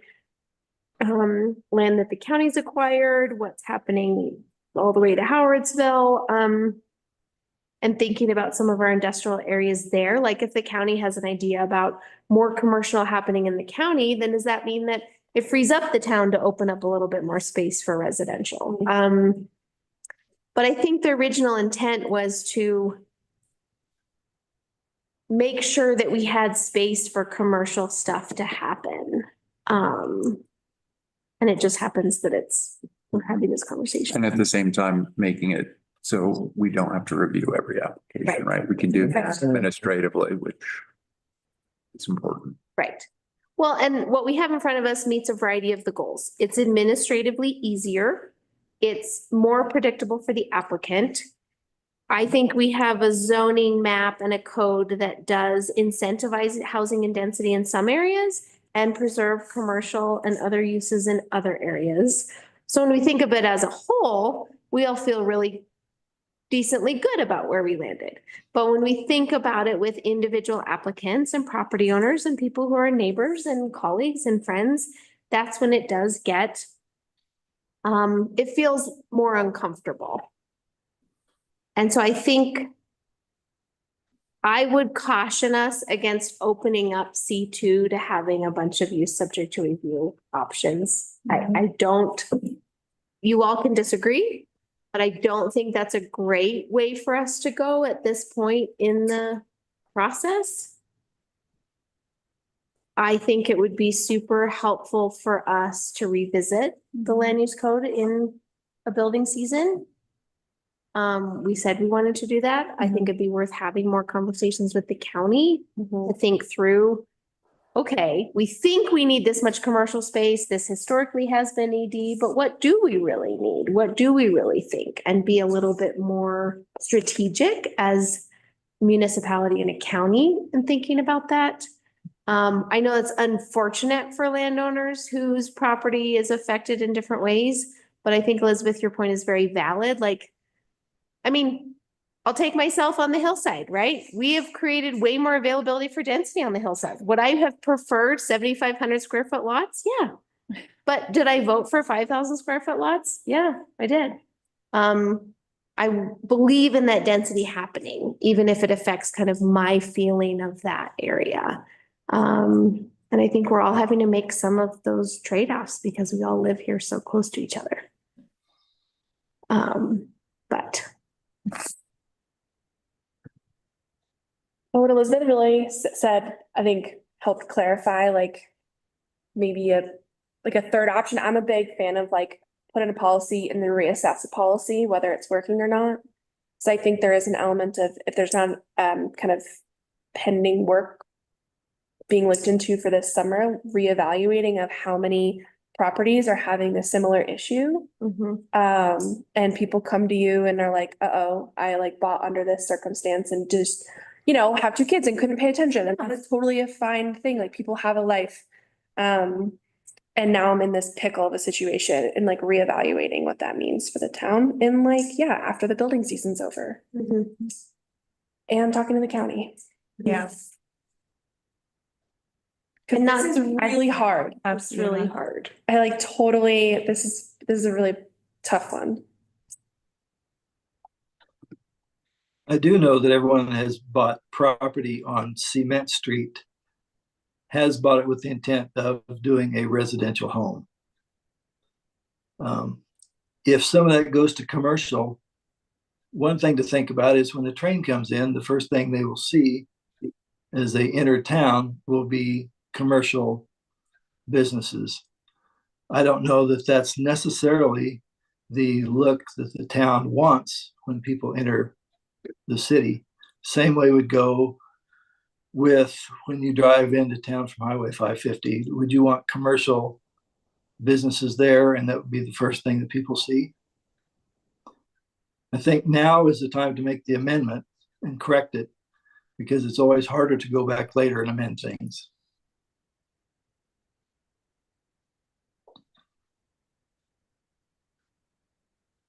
Actually, I don't know if it is harder to go back and amend things when you have enough evidence to support that amendment. Like right now we have, sounds like one property owner who has come forward with this specific complaint of new builds. And so I think if there are more property owners that do come forward in the time period of 6 months to a year, then that's a substantial evidence to reevaluate a policy. Yeah, I mean, I agree with that. I think I asked a question about when this started to come forward because like this has been over a year-long process. And like, you know, there has been a lot of intention going into every single part of this zoning. And so I don't want to kind of throw the baby out with the bathwater. Sorry, so many metaphors tonight. I agree. I think that again, the repercussions are real. The impact is real.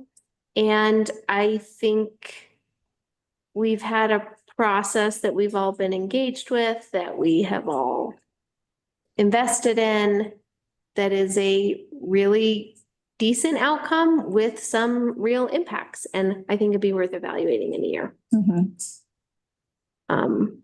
Yeah, I take your point, Ron, but I do think the zoning at the entrance of town, lots of towns have their commercial and their industrial right on the outside of town because people don't want to live right next to the highway. So I think it could go lots of ways, but I think we have a lot of work in front of us that I think is really good work. And so to Lindsay's point, I think it'd be worth evaluating after a period of time and, not to flood Lucy's inbox, but like, I think people are going to come to you, whether we encourage them or not. If they have impacts they didn't realize. And I think we would be able to consider that. You can document all the emails. Yeah, absolutely. I think that that'll be a huge part of the community development department over the next 2 years is really continuing to study this land use code, studying the effects because, we are making changes and there will be growing pains. And this will be really awesome for some people and potentially inconvenient for others. And we will definitely keep track of those and reevaluate as needed. Thanks, Lucy. Is there anyone else that's really wanting to advocate for the one option of adding some sort of condition to C2? I'm generally getting the sense that we would like to stick with the conditions as presented in the first reading and reevaluate in a year. Yeah. Is there any opposition to that proposal? Okay, I around will the table. oppose it. Go ahead, Ron. I said I'll oppose it. Okay. All right. So I think what our options are, it was page. Hold on, I had it. Page 140 has all of the conditions and the motion, I think.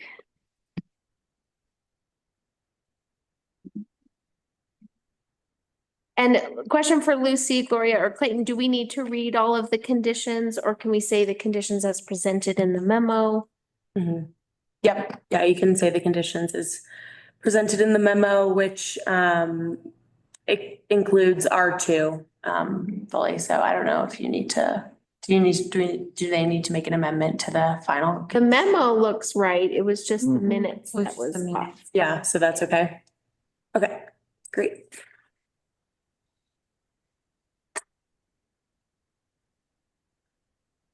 We're done with discussion? I believe so, I yeah. believe so.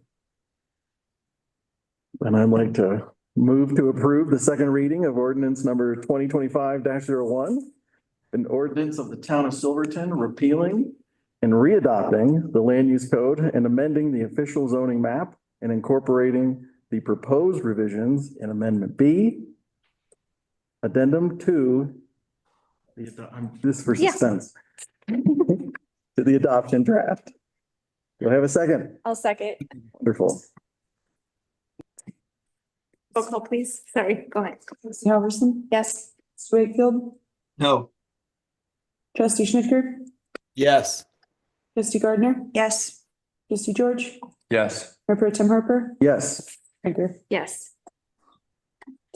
Thank you.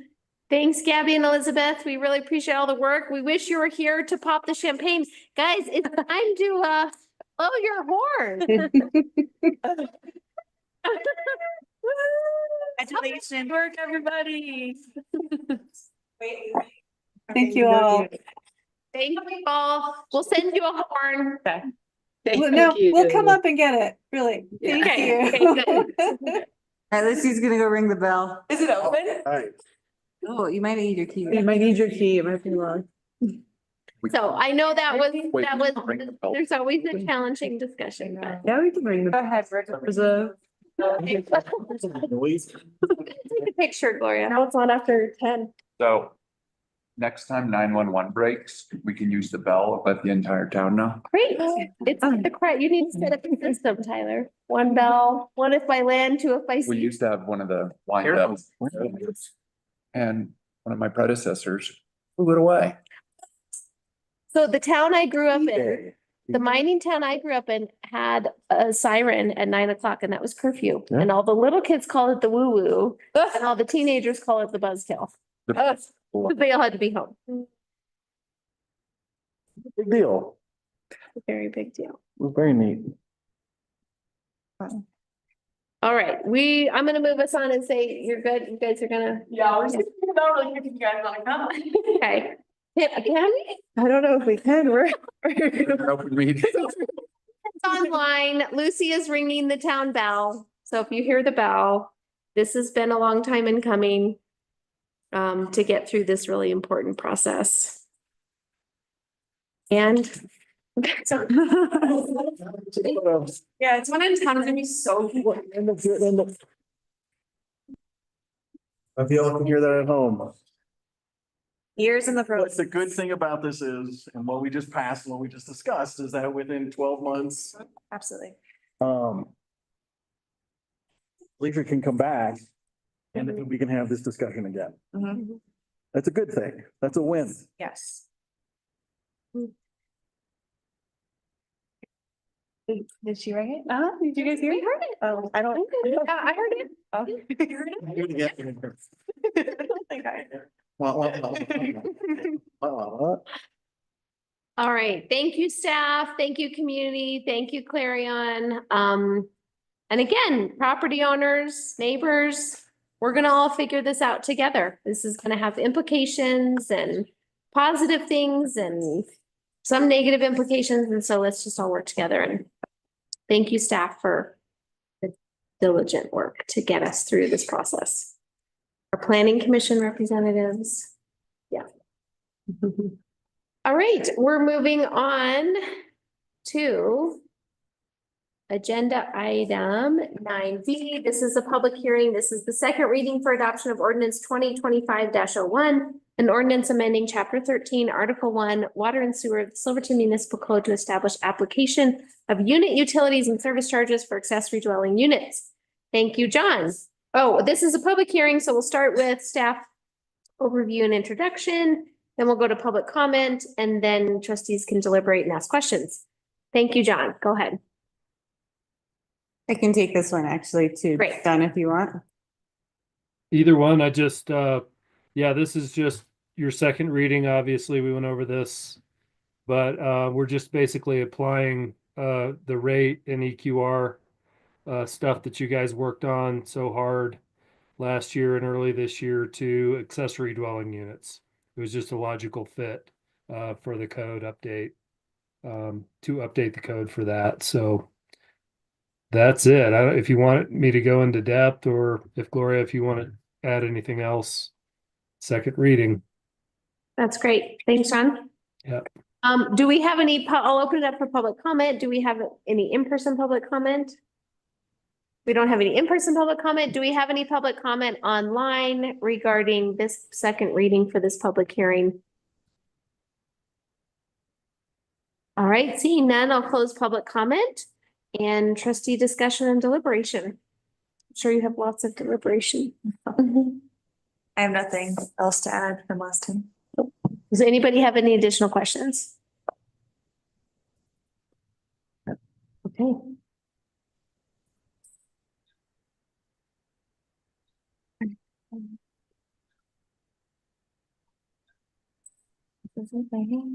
Page 414 of the packet. Yeah, I'll make a motion to conduct the second reading for adoption of ordinance 2025-02, an ordinance amending chapter 13, article 1, water and sewer of Silverton Municipal Code to establish application of unit utilities and service charges for accessory dwelling units. Second. Thanks. Roll call, please. Trustee Halverson? Yes. Trustee Wakefield? Yes. Trustee Schnitger? Yes. Trustee Gardner? Yes. Trustee George? Yes. Mayor Pro Tem Harper? Yes. Mayor Krinker? Yes. Cool. All right, we're moving on to agenda item 10, public comment. We'll open it up for in-person public comment. We have no in-person public comment. We'll now move on to Zoom comment. If you have a public comment on Zoom, you're welcome to raise your hand and we'll promote you to panelist. You'll have 3 minutes.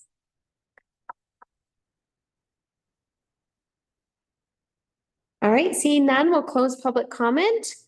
And we're going to move on to a request for an executive session pursuant to 24-6-402 4E CRS determining positions related to matters that may be subject to negotiations, developing strategy for negotiations, and instructing negotiators regarding an objection filed to pay the transportation impact fee. So if you are here in person, we would ask that you kindly leave. If you'd like to come back for the conclusion of the meeting, you're welcome to do so. Thanks. Thank you, guys.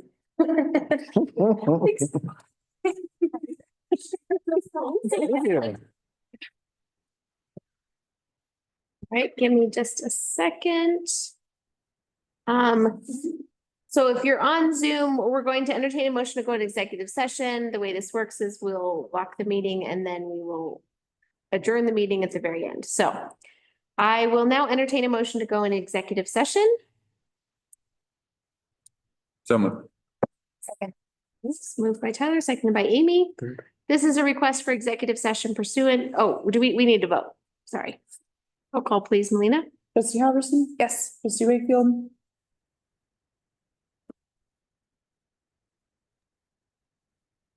Trustee Wakefield, Sorry, Ron, are you there? We made a motion to go into executive session.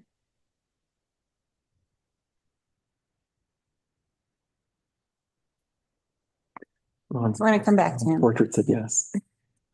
trustee Schnitger, Yes. trustee Gardner, Yes. trustee George, Yes. Mayor Pro Tem Harper, Yes. Mayor Craig. Yes. All right, the motion carried. All right, thanks, Melina. We'll lock the meeting, right? Give you a minute. We'll need to end Zoom or end YouTube.